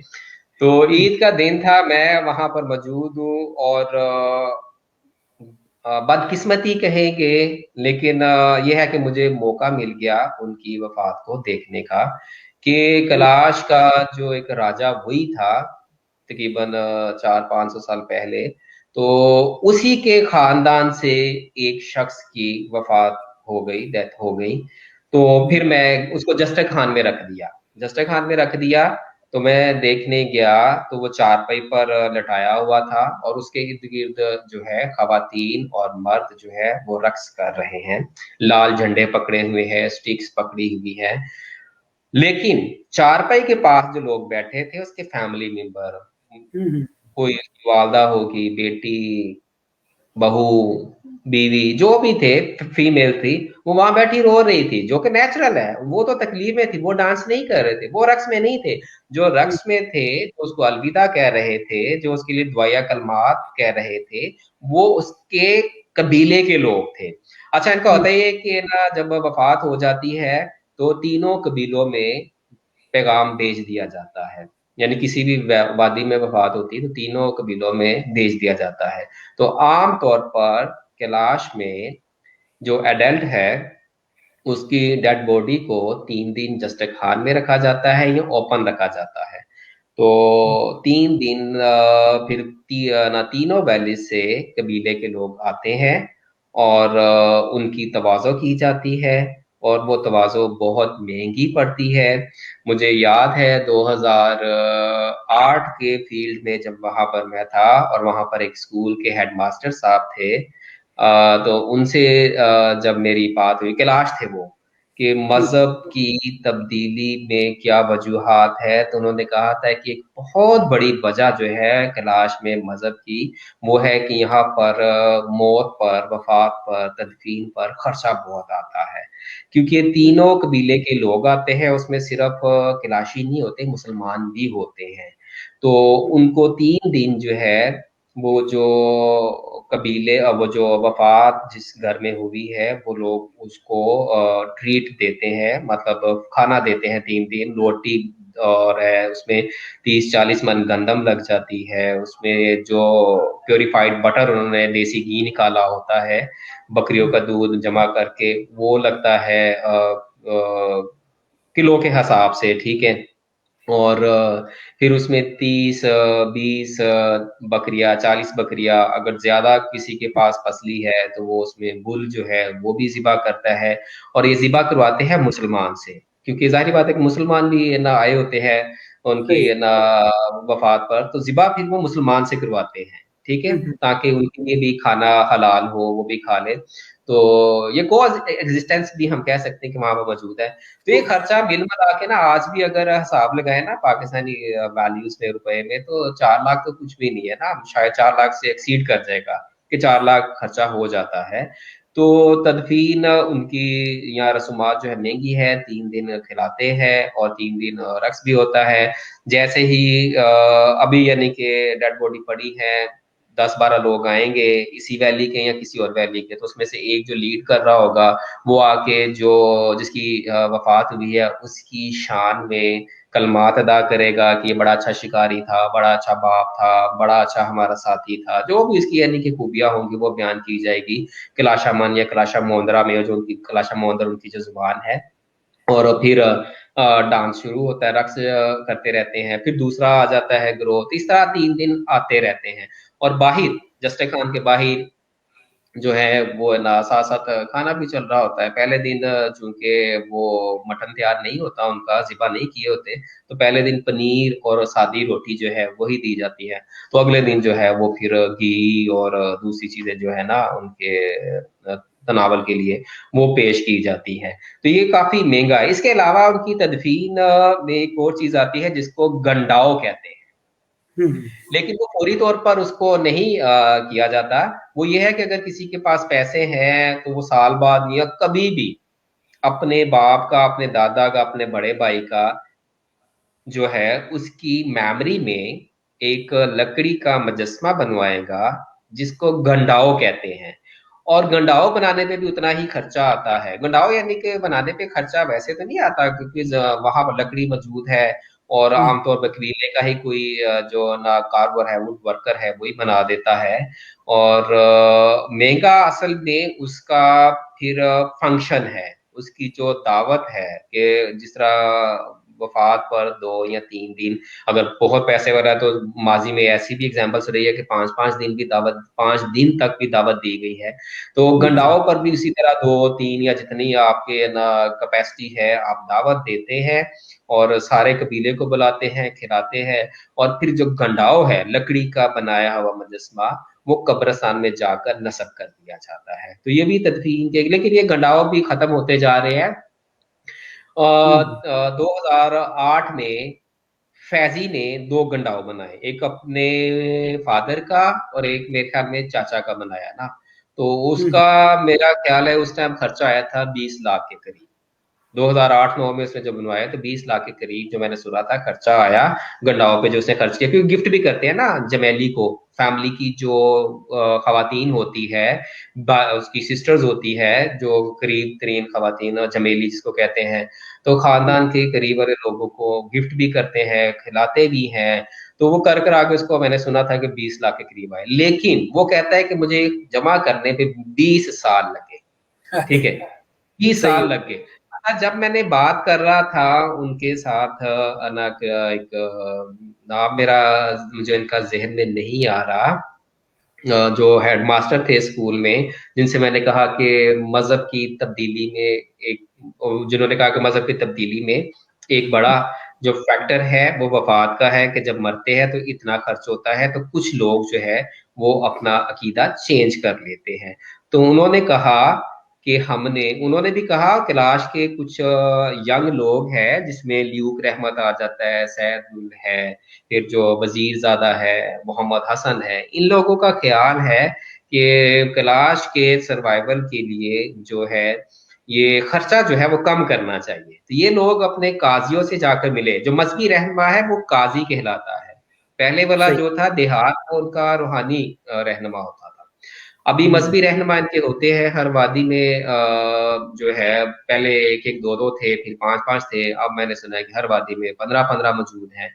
तो जो इनके मजहबी रहनुमा काजी, ये काजियों से जाके मिले और उनसे कहा कि काफी लोग जो है कन्वर्ट हो जाते हैं, मजहब की तब्दीली कर लेते हैं। तो हम ये करते हैं कि वफात पर जो खर्चा होता है एक डिस्कस करके कंसेंट के साथ इसको कम कर लेते हैं ताकि इतना खर्च ना हो। तो काजियों ने बात नहीं मानी कि यही तो हमारा दस्तूर है, तो हम अपने दस्तूर को नहीं बदलेंगे, तो वो अपने दस्तूर पे चलते आ रहे। अच्छा, लेकिन एक चीज यहाँ पर है कि जब अगर कोई फैमिली कमजोर है, मतलब उसके पास इतनी भेड़ बकरियां नहीं है, वो इतना खर्चा नहीं कर सकते, तो एक और स्कूल टीचर था बरून वैली, बम्बोरीत का ही, शेर आलम, तो उसने कहा कि सारा खर्चा फिर उस फैमिली पर नहीं आता, बल्कि जो भी कैलाश का मेहमान जा रहा होता है ना, वो अपने साथ कोई चीज ले जाता है, बकरी या फिर जो है घी है या फिर आटा है, गंदम है, इस तरह की चीजें जो है कम्युनिटी जो है ना मिलके उसकी हेल्प भी कर देती है किसी हद तक। ठीक हो गया सर। अगला सवाल सर ये है कि क्या ये सिकंदर आजम की औलाद में से हैं? और एक कमेंट है मिलता जुलता, वो भी मैं ऐड कर देता हूँ। काशिम साहब से सवाल है, कलाश की तारीख क्या मेसोपोटामिया से मंसूब है? एम के शराजी साहब का ये सवाल है, तो सर इसको भी साथ एड्रेस कर दीजिएगा। जी, एम के शराजी साहब, बहुत शुक्रिया। आप जलालपुर जट्टा गुजरात की तारीख पर बहुत अच्छा काम कर रहे हैं। तो शराजी साहब ने जो क्वेश्चन किया अलेक्जेंडर पे, यूनान पे मैं आ जाता हूँ। तो ना मेसोपोटामिया यानी कि इराक की जो कदीम तहजीब है उसके साथ कैलाश का कोई ताल्लुक नहीं है। मतलब कोई ना, अभी तक तो कोई नहीं है उनका, वहां से ताल्लुक नहीं। ये ना अर्ली आर्यंस है, दर्द पीपल है, वो हम पहले बात कर चुके हुए हैं। अच्छा, डॉक्टर राय साहब, ये जो आपने कहा कि इनका ताल्लुक कोई यूनान के साथ है, असल में ये इतनी बड़ी मिसकंसेप्शन है कि काफी कैलाश वाले भी कहते हैं कि उनका ताल्लुक यूनान से है। और खास तौर पर जो उनके काजी खुशनवाज है, काजी खुशनवाज इनका इतना जरखेज दिमाग था, जिनकी वफात अभी रिसेंटली हुई है, उनके पास इतना अपने दस्तूर का और अपनी ओरल ट्रेडिशन का नॉलेज था, उसको हम चलता फिरता जखीरा या इंसाइक्लोपीडिया कह सकते थे कैलाश के दस्तूर पे, तारीख पर, रवायात पर। तो बड़ा उनका नाम था। तो कुछ लोग हैं उनको ना देहार भी कहते हैं, कि कागा देहार था उनका नाम। तो कुछ लोग नहीं मानते कि वो देहार थे। खैर, तो काजी कुशनवाज का अपना रुतबा था, वो भी कहते थे कि उनका ताल्लुक जो है ना यूनान से था। ठीक है ना, यूनान की बजाय वो लफ्ज इस्तेमाल करते थे सिकंदर, क्योंकि ग्रीक वर्ड तो नहीं वो उसका यूज करते अलेक्जेंडर, वो उसका जो अरबिक प्रोनाउंसिएशन है सिकंदर, वो ही यूज करते थे कि सिकंदर की औलाद से हैं हम।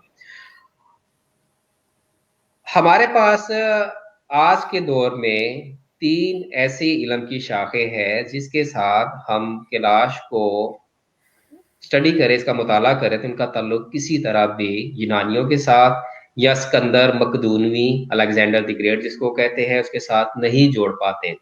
एक है आसार कदीमा, दूसरा है लिसानियात, तीसरा है जेनेटिक, जो डीएनए का इल्म है। सही है।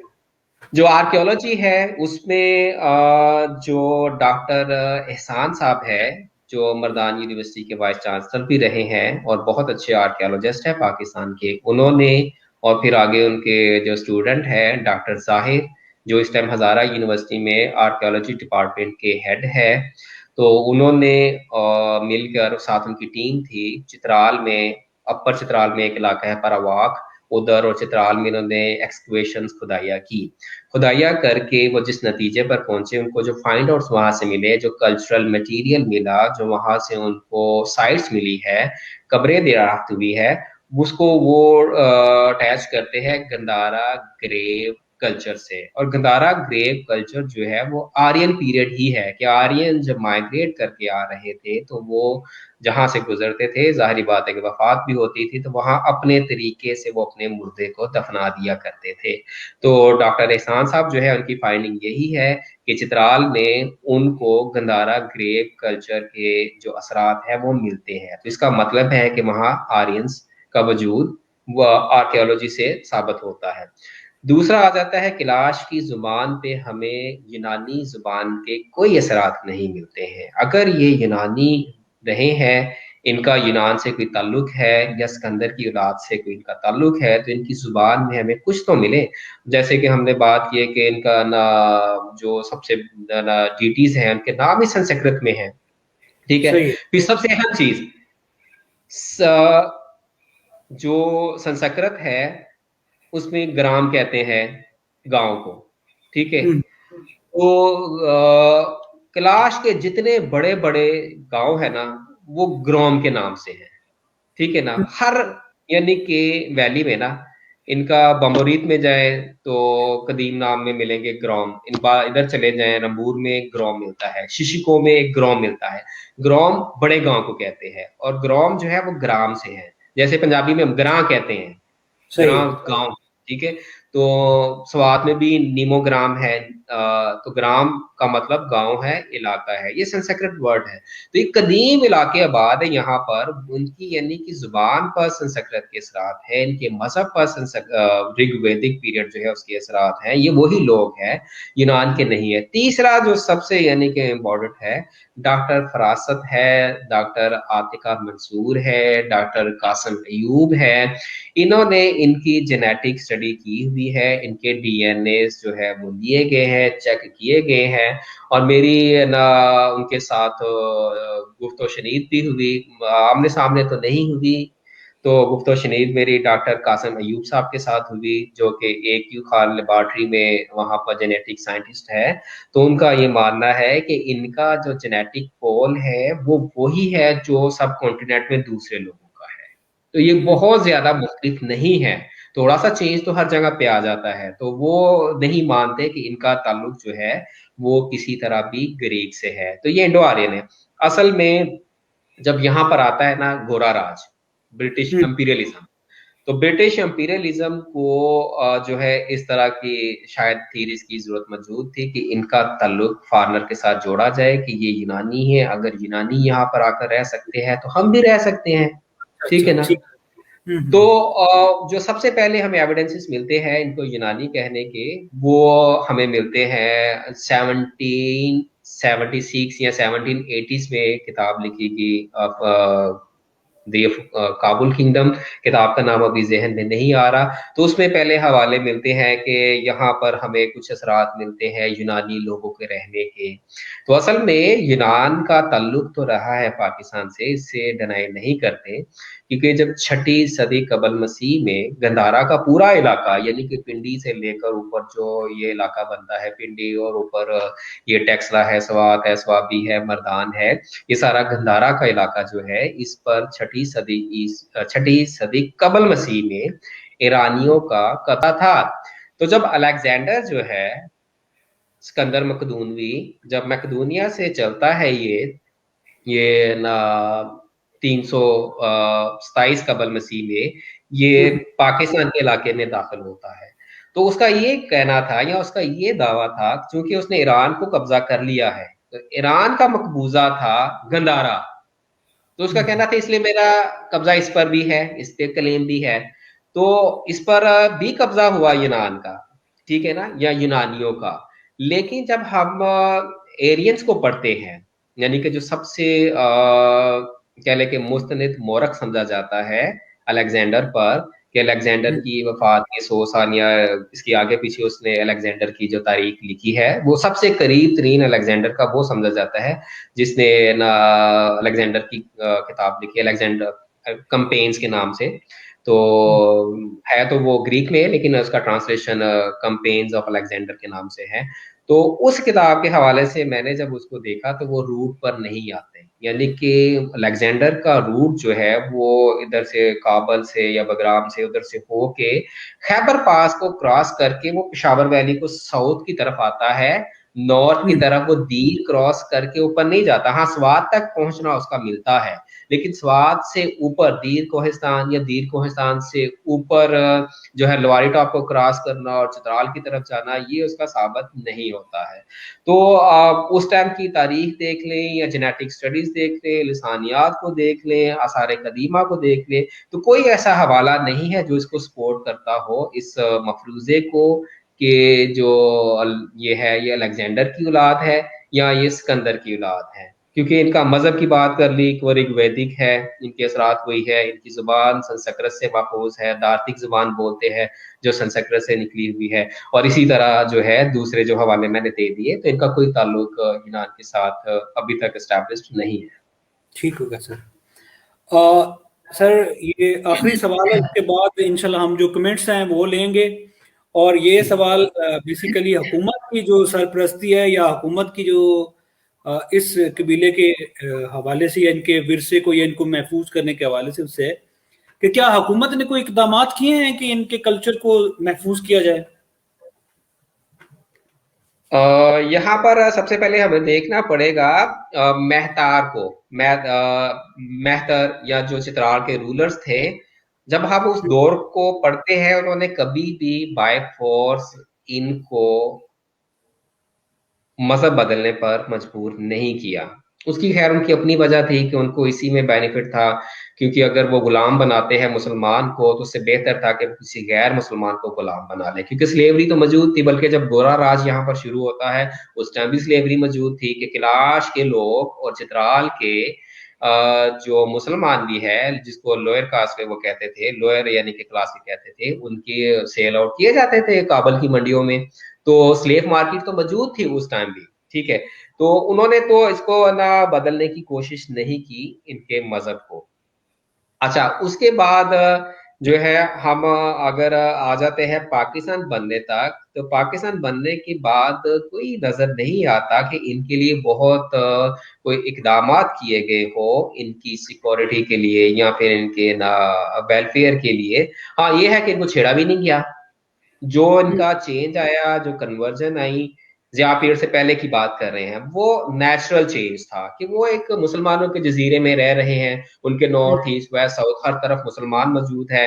तो कल्चरल लैग भी होता है, कल्चरल एसिमिलेशन भी होती है, रिलीजियस एसिमिलेशन भी होती है, ऐसा ऐसा चेंज भी आता है, लोग अपनी मर्जी से भी बदलते हैं। इकोनॉमिक फैक्टर डिस्कस कर लिया, उसकी वजह से भी लोग मजहब बदलते हैं। लेकिन ये है कि ना ना तो उस दौर तक इनको कोई मुश्किलात भी नहीं थी कि जबरदस्ती की गई हो इनके साथ। जो इनके लिए सबसे अच्छा दौर साबित हुआ वो दौर था मिस्टर जुल्फकार अली भुट्टो का, कि जब वो बरसरे इक़्तिदार आते हैं 1970s में, तो कहते हैं कि वो पहला पाकिस्तानी हुक्मरान था जो हेलीकॉप्टर पे, जाहिर बात है कि उसी पे जाना से हेलीकॉप्टर पर वो वहां तक पहुंचा। यानी कि कैलाश वैली में किसी भी हुक्मरान का जो पहला पहुंचा है वो मिस्टर जुल्फिकार अली भुट्टो थे। वो वहां पर पहुंचे और उन्होंने जो स्पीच की है वो कोटेड है, मुख्तलिफ किताबों में वो अवेलेबल है। उसमें उन्होंने कैलाश को कहा था कि आप लोग अपने अकीदे पर प्राउड फील करके उसके मुताबिक अमल करते रहें, ठीक है। और उसके बाद कैलाश वालों ने अपने आप को कह लेके रिकग्नाइज किया कि वो एक अलग है, सेपरेट है, आइडेंटिटी उनकी मौजूद जो है। तो उसके बाद जो है वो काजी बनना शुरू हो गए उनके। उसमें हुकूमत ने उनकी ना मदद की कि काजी जो बनता था मजहबी रहनुमा, पहले एक था, बाद में 5 बनना शुरू हो गए एक वैली में, और हर वैली में से 5-5। तो उनको कुछ सालाना जो है वो अब कह लें कि खर्चा या स्टाइपेंड भी दे दिया जाता था हुकूमत की तरफ से, जो कि डिप्टी कमिश्नर चित्राल है उसके जरिए जो भी मिशनरी हुकूमत की है, तो वो होते रहे। उसके बाद जो उस टाइम के माइनॉरिटी के वजीर थे, वफाकी वजीर माइनॉरिटी के थे, राजा तिरी देवी, ये जिनकी कुछ अर्सा पहले वफात हुई। और ये ना चकमा जो रियासत थी ईस्ट पाकिस्तान में, मौजूदा बांग्लादेश में, तो उसके वो है ना हुक्मरान थे। लेकिन वो यहाँ पर पाकिस्तान में आ गए थे और चकमा रियासत के वो हेड रहे थे, प्रिंस थे। तो वो राजा तिरी देवी, वो जब बनते हैं मिनिस्टर माइनॉरिटी के, तो उन्होंने इनके लिए प्रोजेक्ट स्टार्ट किए थे, उन्होंने इनकी वेलफेयर के लिए काम किए। अच्छा, उसके बाद बिल्कुल अपोजिट चेंज आता है कैलाश वैली के लिए, कि जब जिया का पीरियड स्टार्ट होता है, एक तो ना अफगानिस्तान में वार लग जाती है, ठीक है, और रशिया की जो अटैक करता है पाकिस्तान पे। दूसरा, ईरान में जो है इस्लामी इनकलाब आ जाता है, उस वजह से जो उसके असरात है पाकिस्तान भी पहुंचते हैं। तो जिया की इस्लामाइजेशन हमें समझ नजर आती है।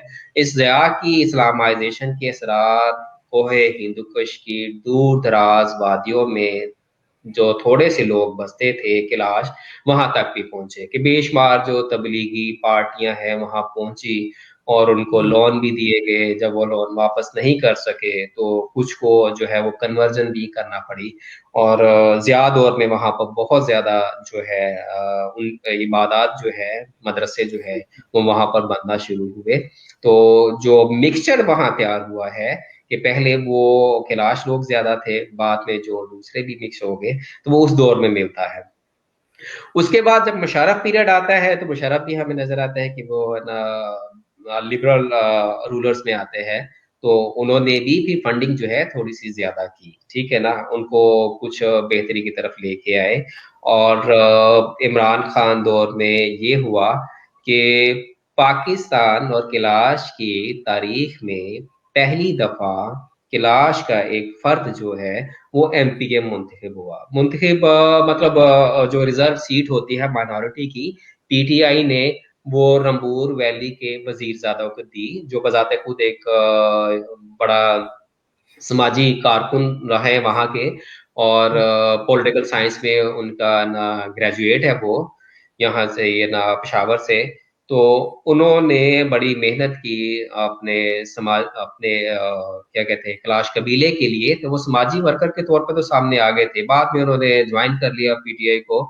तो पीटीआई ने जो माइनॉरिटी की रिजर्व सीट होती है वो वजीरजादा को दी। तो वजीरजादा इस टाइम सिटिंग गवर्नमेंट में मौजूद है, बल्कि वो एडवाइजर भी है इस टाइम केपी गवर्नमेंट में, जो प्रोविंशियल गवर्नमेंट है। और उस वजह से जो है वो एक रिलीफ फील करते हैं कैलाश के लोग जो है।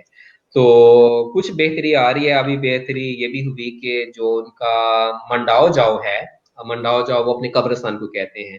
कब्रिस्तान में जैसे कि मैंने बताया कि ना उनके खुले कब्रिस्तान मौजूद थे, अभी भी मौजूद है। बरीर में दो है और बम्बरीत वैली में एक मौजूद है। अब वहां पर ये होता है कि जब सयाह जाते हैं ना वहां पर, हम्म, तो वो उनको कब्रिस्तान में जाकर तो हड्डियां पकड़ के जो वहां पर बाकी जात मौजूद है उनके, यानी कि बुजुर्गों के, तो वो पकड़ कर उनके साथ तस्वीरें बनवाते हैं, जो कि ना मायूब समझा जाता है और उनको यकीनी दुख भी होता है उनको।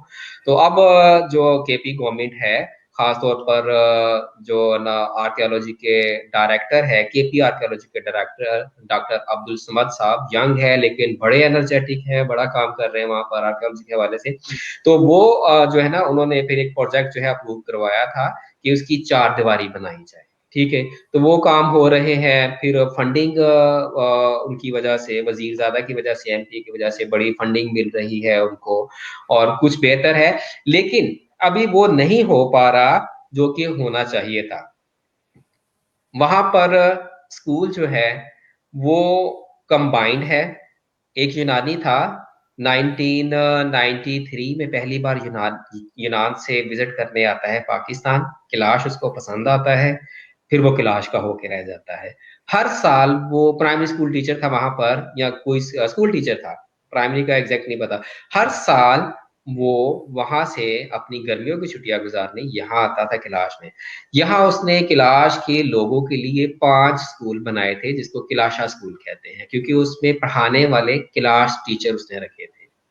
ठीक है, लेकिन अभी सूरत हाल है वो सिर्फ 5 स्कूल है, 3 वैलीज है, 5 स्कूल है प्राइमरी तक। बाकी जो स्कूल है गवर्नमेंट के, एक हाई स्कूल है बम्बरीत में, और बरीर और रंगूर में जो मेरी लेटेस्ट इंफॉर्मेशन थी उसके मुताबिक वहाँ कोई हाई स्कूल नहीं था। दोनों वैलीज में मिडिल और प्राइमरी थे। तो अभी कोई फंडिंग होगी हो, अप्रूवल आ गई हो, तो मुझे अभी नहीं उसका पता। तो वो जो स्कूल है अभी गवर्नमेंट के, उसमें टीचर मेजोरिटी में मुसलमान होते हैं। वो चित्राल के होते हैं, अयूर के होते हैं, या चित्राल के बाहर के भी होते हैं। चित्राल के लोग जो है, इसमें ना एक बात मानने वाली है कि उनमें जो टॉलरेंस का लेवल है वो बहुत ज्यादा है, क्योंकि दीर से ऊपर चले जाते हैं तो वहाँ का लैंडस्केप, वहाँ का समाजी जो डिजाइन है वो मुख्तलिफ है जो दीर के नीचे का है। क्योंकि दीर के नीचे पठान लैंड है, ये पश्तून बेल्ट है, पश्तून कल्चर है।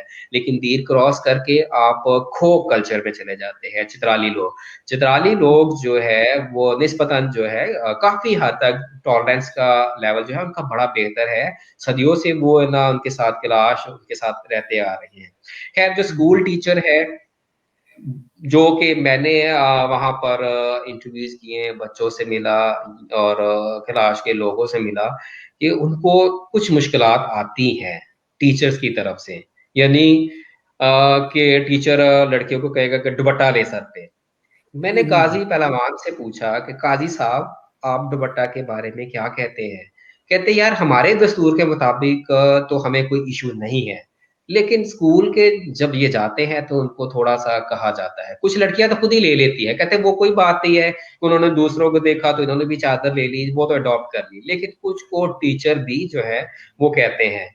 फिर जो है इस्लामियात भी पढ़नी पड़ती है उनको वहां पर। हम्म। तो जरूरत इस चीज की है कि उनके लिए स्कूल का जो सिलेबस है क्लास वालों के लिए, खासतौर पर जो उनकी छोटी क्लासें हैं, उनका सिलेबस होना चाहिए ताकि उनकी जो कंटिन्यूटी है कल्चर की वो चलती रहे। जी। ठीक होगा। इसके साथ सर ना मैं एक और सवाल जोड़ देता हूँ ताकि वेल एक्सप्लेन हो जाए। और वो हम्म। सवाल ये है कि दहशतगर्दी की जो जंग है उसने इनके ऊपर क्या असरात मुरतब किए हैं। डॉक्टर साहब, इसका फिर हमें जाना पड़ेगा थोड़ा सा पीछे कि कैलाश को जो नुकसानात पहुंचे हैं एक्सट्रीमिज्म के, उसकी तीन बड़ी लहरें हैं, एक लहर नहीं है।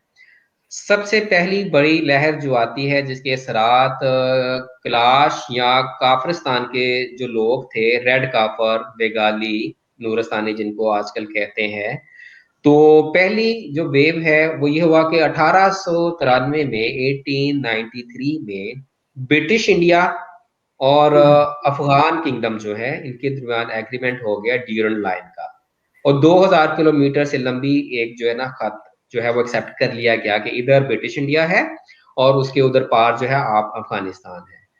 उसका जो ना नुकसान उनको हुआ काफरिस्तान के लोगों को कि 1896 में जो उस टाइम के बादशाह थे अमीर अब्दुल रहमान, अफगानिस्तान के बादशाह, वो अटैक करते हैं काफरिस्तान पर।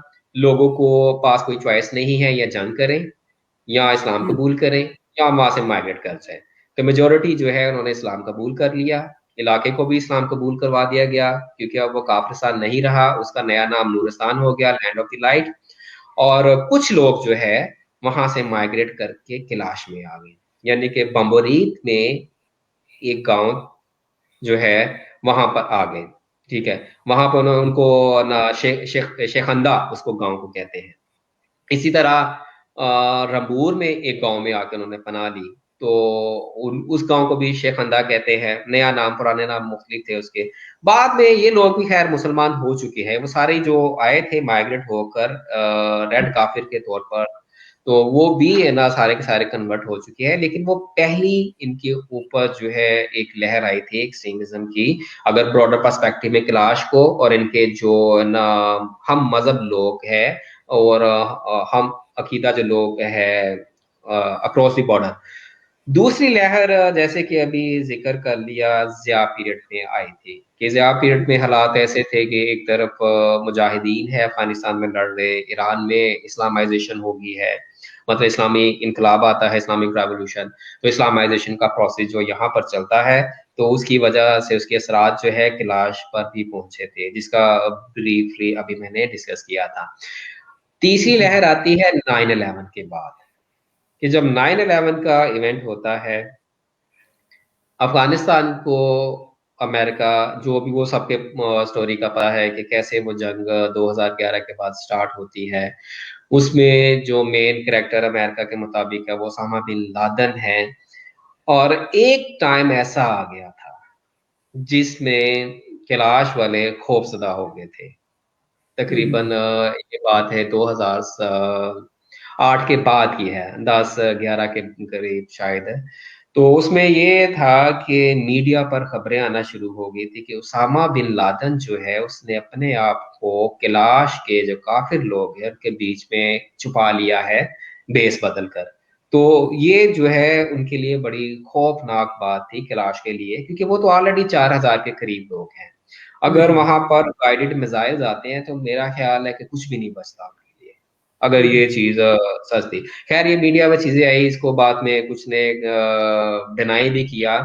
इसके अलावा जो तहरीके तालिबान पाकिस्तान है, उन्होंने एक वीडियो लीक की जिसमें कहा गया कैलाश वालों को कि ना आप इस्लाम कबूल कर लें।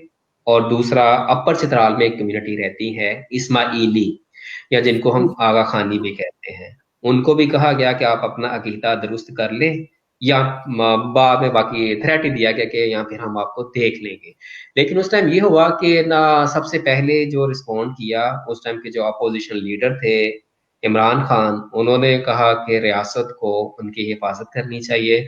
दूसरा, उस टाइम के जो चीफ जस्टिस थे तसद्दुक जिलानी साहब, मेरे ख्याल में उस टाइम चीफ जस्टिस थे, तो उन्होंने सो नोटिस लिया था कि पाकिस्तान के आयन के मुताबिक कोई भी जो अकीदा है, कोई भी कबीला है, लोग है, वो अपने आयन के मुताबिक, अपने अकीदे के मुताबिक जिंदगी गुजार सकते हैं, तो रियासत को इनकी हिफाजत करनी चाहिए। तो उसके बाद ये हुआ कि वो ना कैलाश में जो फोर्सेस है वो बहुत ज्यादा डिप्लॉय कर दी गई थी। उसके नुकसानात भी हुए। 2015 में जब मेरा फील्ड विजिट था, तो मैंने इतनी पुलिस कभी नहीं देखी। पुलिस ज्यादा थी और टूरिस्ट कम थे, ठीक है, और बार बार चेकिंग हो रही थी क्योंकि थ्रेट थे। उधर से भी पहला थ्रेट तो गुजर चुका हुआ था कि ओसामा बिन लादेन वहां छुपा हुआ था। दूसरा थ्रेट जो टीटीपी है उन्होंने दे दिया था कि ना आप कन्वर्जन कर ले, जो वीडियो उनकी लीक हुई थी। तो ये जो है एक्सट्रीमिज्म की लहरें आती रही है। तो अभी भी है ना बहुत ज्यादा सूरत हाल अच्छी तो नहीं है, लेकिन ये है कि वो रजिस्ट करते आ रहे हैं कल्चरली। तो हुकूमत को जो है इसमें करना तो चाहिए। एक ये है कि उस इलाके को जो है महफूज इलाका करार दे दिया जाए, जैसे कई इलाकों में महफूज इलाके करार दिए जाते हैं। ये शायद काबिल कबूल ना हो, लेकिन अगर उस कल्चर को बचाना है तो एक तो निसाब को देखा जाए, दूसरा उनको जो है मेन स्ट्रीम में लाया जाए, वो सर्विसेज वगैरह जो है उनकी, क्योंकि इकोनॉमिक ग्रोथ जो है बहुत अच्छी नहीं है। और उनका सही है। जो इकोनॉमी है वो डिपेंड करती है उनकी है ना, या तो पैस्टोरलिज्म है, भेड़ बकरियां की, या फिर ज़राअत है, उसके बाद टूरिज्म आ जाता है, और बहुत चंद लोग जो है वो सर्विसेज में मौजूद है। तो इकोनॉमिक कंडीशंस बहुत ज्यादा अच्छी नहीं है उनकी। अगर वो भी अच्छी हो तो उनका सर्वाइवल ज्यादा बेहतर तरीके से हो सकता है। उसके लिए वहाँ छोटे छोटे यूनिट्स लगाए जा सकते हैं। इतना ड्राई फ्रूट होता है चित्राल के इलाके में, अगर आप अगस्त और सितंबर में चले जाएं, उतना खाया नहीं जाता जितना जाया होता है, क्योंकि वो बाहर इसको नहीं बेच सकते ना इतना। तो अगर वहाँ फूड प्रोसेसिंग यूनिट्स लगा दिए जाए तो उसके दो फायदे हैं। एक तो वहाँ की जो लोकल पॉपुलेशन है उसको नौकरी मिल जाए, दूसरा जो है उनका जो फूड है, ड्राई फ्रूट, उसको प्रोसेस करके जो भी उसका बनाए, तो आप 3 पैक तैयार करके तो वो आसानी से मूव हो सकता है। ठीक है, वहां से मूव करे तो उसके लिए साथ भी उनकी कुछ खुशहाली आ जाती है। दूसरा, जो मैंने कहा कि शायद वो काबिल कबूल ना हो, लेकिन अगर एक कम्युनिटी को बचाना है तो रजाकाराना तौर पर उनको कहा जाए कि स्टेट जो है उनको कोई जगह दे, मुसलमान जो वहां पर रह रहे हैं, तो उनको कहीं और शिफ्ट किया जा सकता है, तो वो पूरा इलाका जो है उनके कबीले का हो, वो अपने अकीदे के मुताबिक। क्योंकि इस टाइम सूरत हाल ये होती है कि जब वो फेस्टिवल्स होते हैं ना, खासतौर पर दो फेस्टिवल, जुलाई वाला मई वाला जो जोशी फेस्टिवल है, और उछाल वाला अगस्त वाला, उसमें जितने कैलाश के लोग अपना जो चारसू है, जहाँ वो लोग डांस करते हैं, जहाँ वो गाते हैं, ढोल बजाते हैं, अपना कथारसिस करते हैं, सारी छोटी बड़ी नस्लें आपस में मिल रही होती है, उनकी सोशलाइजेशन हो रही होती है, वहाँ कैलाश के लोग कम और टूरिस्ट ज्यादा चले जाते हैं। तो वो खुल के अपना परफॉर्म नहीं कर पाते, और वो कभी कभार ये भी होता है कि जो नीचे से लोग गए होते हैं उनकी वजह से मसाइल भी हो जाते हैं, लड़ाई झगड़े भी होते हैं, फोटोग्राफी में बड़े इशू हो जाते हैं कि परमिशन लिए बगैर कोई भी किसी की तस्वीर उतार देता है, खासतौर पे खवातीन लड़कियों की भी। वो समझते हैं कि अगर इन्होंने दुपट्टा नहीं लिया तो मैं तस्वीर भी उतार लूंगा, तो ये कोई मसला नहीं है, तो परमिशन के बगैर इस तरह के काम करते हैं। तो अब जो नई नस्ल है कैलाश की, पहले तो ये लोग जो है काफी ना कह ले कि दरगुजर करते थे, लेकिन जो इस टाइम यंग टीन एज के लड़के हैं ना, वो ये बर्दाश्त नहीं करते हैं। तो अब तकरीबन हर फेस्टिवल पे कोई ना कोई खबर आ जाती है लड़ाई झगड़े की। तो वो क्योंकि वो रक्स जो है वो सिर्फ उनका रक्स नहीं है, वो आप कह लें कि रक्स के साथ दूसरी चीजें भी उनकी जुड़ी हुई है, कुछ रिचुअल्स में आ जाती है। तो उनके जो फेस्टिवल है, जैसे पहले बात की, सेकुलर और रिलीजियस दोनों रंग लिए हुए हैं। तो जितनी ज्यादा इंटरफेयर करते हैं टूरिस्ट जो गए होते हैं पेशावर या केपी के दूसरे इलाके या पंजाब या पाकिस्तान से जो गए होते हैं, तो कभी कभार जो है वो इतने सुलझा हुआ रवैया नहीं रखते। तो मुश्किलात उनको उनकी बढ़ती दिन ब दिन वैसे उनकी मुश्किलात बढ़ती जा रही, खासतौर पर जब फेस्टिवल के अयाम होते हैं। ठीक हो गया। ले सर जी, अब ये सवाल हैं जो कमेंट्स के अंदर है, इनका ब्रीफ सा जवाब देते हैं। सबसे पहला सवाल ऐड करते हैं। ये समीर अहमद का सवाल है और ये कहते हैं कि सर क्या शैमनिज्म आज भी इनका कल्चर का हिस्सा है? डॉक्टर राय साहब, अभी निहाल में हम इस पे बात कर चुके हैं जब मजहब की बात कर रहे थे कि शैमनिज्म मजहब का तो हिस्सा है, लेकिन शैमन या दिहार उनके मजहब में मौजूद नहीं है। कुछ ऐसे लाजमी लोग मौजूद है जिनको कहा जा सकता है कि वो तकरीबन शैमन है, जैसे कि मार्शल्ला है, मार्शल्ला खान ये नाम है, रंबूर का एक मिडल एज का आदमी है। तो वो प्योर यानी कि मुकम्मल देहात नहीं है, लेकिन वो बड़ा कंट्रोल करता है अपनी डाइट वगैरह के हवाले से कि वो पाकीज़गी जो उनके मज़हब के लिहाज से जो चीज़ें ऑनेस्टा है उसको यूज़ करने का। लेकिन उसके बारे में पता चला कि देहार बनने के लिए कुर्बानी करना पड़ती है। तो जब देहार बनना था उस टाइम उसके पास अरेंज ना कर सका, तो गुर्बत की वजह से वो नहीं बन सका। एक और केस है कि नाम नहीं लूंगा क्योंकि वो ना डिस्क्लोज करना पसंद नहीं करते, कि क्लास पहले भी डिस्क्लोज नहीं करूंगा क्योंकि अखलाकी तौर पर अच्छा नहीं है। उन्होंने कहा है कि इसको नाम के साथ डिस्क्लोज नहीं करना ना। तो एक यंग लड़का था, उस पे असरात नजर आ रहे थे बिहार के। तो उसका जो फादर है वो नहीं अच्छा समझता था कि ये दिहार बन जाए और सारी उम्र कुछ ना करे। तो उसने उसके सर पर जो है ना वो मुर्गी ज़िबा की। ठीक है ना, क्योंकि मुर्गी मैंने जैसे पहले बता चुका कि उनके मजहब में उसको जो है हलाल नहीं है, हराम समझा जाता है। तो जब मुर्गी का खून उसके ऊपर गिरा तो वो पराक्ता हो गया, नापाक हो गया। तो उस पे जो असरात जाहिर हो रहे थे उनके अकीदे के मुताबिक शामिल बनने के, तो वो जायल हो गए। ये है कि प्रॉपर शैमन या दिहार तो मौजूद नहीं है, बल्कि उनके कबीले में जैसे बात की इश्क प्रपराव है, जो कि इब्तदाई स्टेजेस हैं दिहार की, तो वो मौजूद है। जैसे ना उसका बताया कि सैद गुल की दादी है, वो है, नाम मेरे ज़हन से निकल गया। फिर रंबूर वैली में जो है वतन बीबी है, फिर मार्शल्ला खान बताया ये है। तो मुकम्मल शैमन इनके कल्चर में इनकी सोसाइटी में अभी मौजूद नहीं है देहार। ठीक होगा सर। अगला सवाल सर है मुनीबुल हक साहब का। वो कहते हैं क्या क्लाश के मर्द रोजगार के सिलसिले में दूसरे शहरों में जाते हैं? हाँ, ये तो अब जाते हैं, क्योंकि जब बात की कि 1974 में पहली जीप रोड बनाया तो फिर वहां के लोगों को पता चल गया कि बाहर भी एक दुनिया मौजूद है। तो अब पेशावर में, इस्लामाबाद में, लाहौर में लोग मौजूद हैं। वो पढ़ने भी आते हैं, नौकरी भी करते हैं, लेकिन कम लोग आते हैं, बहुत ज्यादा नहीं, क्योंकि इतनी ज्यादा तो उनकी पॉपुलेशन है भी नहीं है, बहुत कम है। लेकिन ये ऐसा कुछ नहीं है कि कोई पाबंदी है और वो नहीं निकलते। तो पाकिस्तान के मुख्तलिफ इलाकों में जो है वो आते हैं। बल्कि एक इनका लड़का है, वो पीएचडी करने बाहर भी गया हुआ है, कराची का ना, हम्म, नाम उसका शायद तलीम खान है, एग्जैक्ट मुझे याद नहीं आ रहा। तो वो बाहर भी गया हुआ है। तो इनमें से भी कुछ लोग जो है इन्होंने बाहर के विजिट किए हैं, बाहर भी जाते हैं रोजगार के लिए। जैसे सैद गुल है, कभी ये पेशावर में म्यूजियम में बरसरे रोजगार होती है सवात पे, और चित्राल म्यूजियम में भी रही हैं। फिर इसी तरह जो नाबेग है, उनका पहला वकील एडवोकेट, वो भी यानी कि पेशावर में भी करता रहे। और इसी तरह ये लोग नीचे इलाकों में आते रहते हैं। ठीक हो गया सर। अगला सवाल सर बड़ा इंटरेस्टिंग है और वो ये है कि क्या वहाँ की औरतें हमारे मर्दों के साथ निकाह करती हैं या नहीं? ये तो मैंने पहले ही बताया कि वहाँ कन्वर्जन की एक वजह है खास। आमतौर पर कुछ कैलाश की जो लड़कियां हैं वो चित्राल के लड़कों के साथ उनकी शादियां हुई हुई है, एग्जाम्पल्स मौजूद है वहां पर। लेकिन बहुत आसानी के साथ ऐसा नहीं है कि उनकी कन्वर्जन हो जाती है, क्योंकि वो अपने कीदे के मुताबिक जिंदगी गुजार रहे होते हैं। बहुत ज्यादा यानी कि चांसेस रेयर हो, शादियां बहरहाल हो जाती है, चित्राल में भी करती है।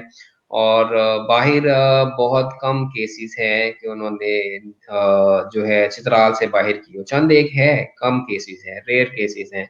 जैसे मैंने बताया उसकी रीजन यही है कि जो कैलाश के लोग हैं वो इस रवैये की वजह से थोड़ा सा पसंद नहीं करते, खासतौर पे यंग्स को, कि जो ये समझते हैं कि हम वहां जाकर कुछ भी कर सकते हैं, अपने यानी कि फैंटेसी क्रिएट कर लेते हैं कि इन्होंने, क्योंकि आप जाते हैं ना कैलाश में, जैसे ही दाखिल होते हैं अयून से आप दाखिल होते हैं कैलाश वैलीज में, बम्बोरीत में या फिर रंबूर में, तो थोड़ी देर बाद ही आपकी जीप चलती है, आपके दाएं या बाएं किसी साइड पर दरिया चल रहा है, दरिया के साथ साथ खेत है, खेतों में रंग बिरंगे लिबास में काम करती इनकी खवातीन नजर आएगी। तो उनके खवातीन घर के काम भी करती, बाहर के काम भी करती हैं, क्योंकि मर्द जो है ज्यादा चरवाहे हैं और सारी गर्मियां वो पहाड़ों के ऊपर चरागाहों पे ड्यूरन लाइन के पास जो उनकी चरागाहें हैं उस्तुई या बाहूक मुख्तलिफ चरागाहें वहां पर गुजारते हैं। तो नीचे जो है बच्चे हैं, बूढ़े होते हैं या औरतें ज्यादा होती हैं, तो औरतों की जिम्मेदारी बहुत बड़ी है उनकी, कि वो घर के काम भी करती है और खेती बाड़ी भी करती हैं। हम्म। तो खेती बाड़ी करती हुई नजर आती है औरतें। तो यहाँ का जो जाएगा कोई भी टूरिस्ट शख्स, तो वो ओपन उसको नजर आती है, तो वो फिजिकली अपीयरेंस जो उनकी नजर आ रही होती है, तो उससे भी शायद उसके जहन में आता है कि वो बहुत ज्यादा ओपन है ना। तो यहाँ तक भी कुछ हालात हो गए कि कई बार जो टूरिस्ट है वो पूछे बगैर उनके घरों में भी दाखिल हो जाते हैं, कि शायद ये बहुत ज्यादा ओपन है। तो ये मिसकंसेप्शन है, मिसअंडरस्टैंडिंग है। तो इतनी आसानी नहीं है कि वहां पर हो जाए, लेकिन कन्वर्जन के बाद निकाह करने के जो है केसेस मौजूद है, शादियां हुई है वहां पर। ठीक हो गया सर। एक और सवाल है सर, और वो ये है कि क्या कैलाश के लोगों का अर्ली लिविंग सिस्टम जो था, क्या वो दूसरी सिविलाइजेशन से इंस्पायर्ड था? सिविलाइजेशन की बात तो हम नहीं कर सकते, या कल्चर की बात कर सकते हैं या मजहब की बात कर सकते हैं। वो पहले बता दिया कि जब ये अर्ली वेव्स आती है आर्यंस की, जो कि इस इलाके में तकरीबन 1000 कबल मसीह में जो वेव्स मौजूद थी, तब ये लोग यहाँ पर आ जाते हैं।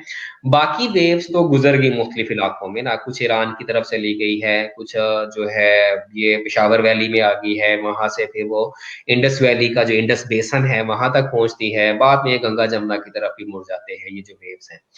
लेकिन जो कैलाश वाले लोग हैं, ये वो वाली वेव है जो हिंदू कुश में स्टक होकर रह गई, इन्होंने वहां हम्म। पर ही टाइम गुजारा।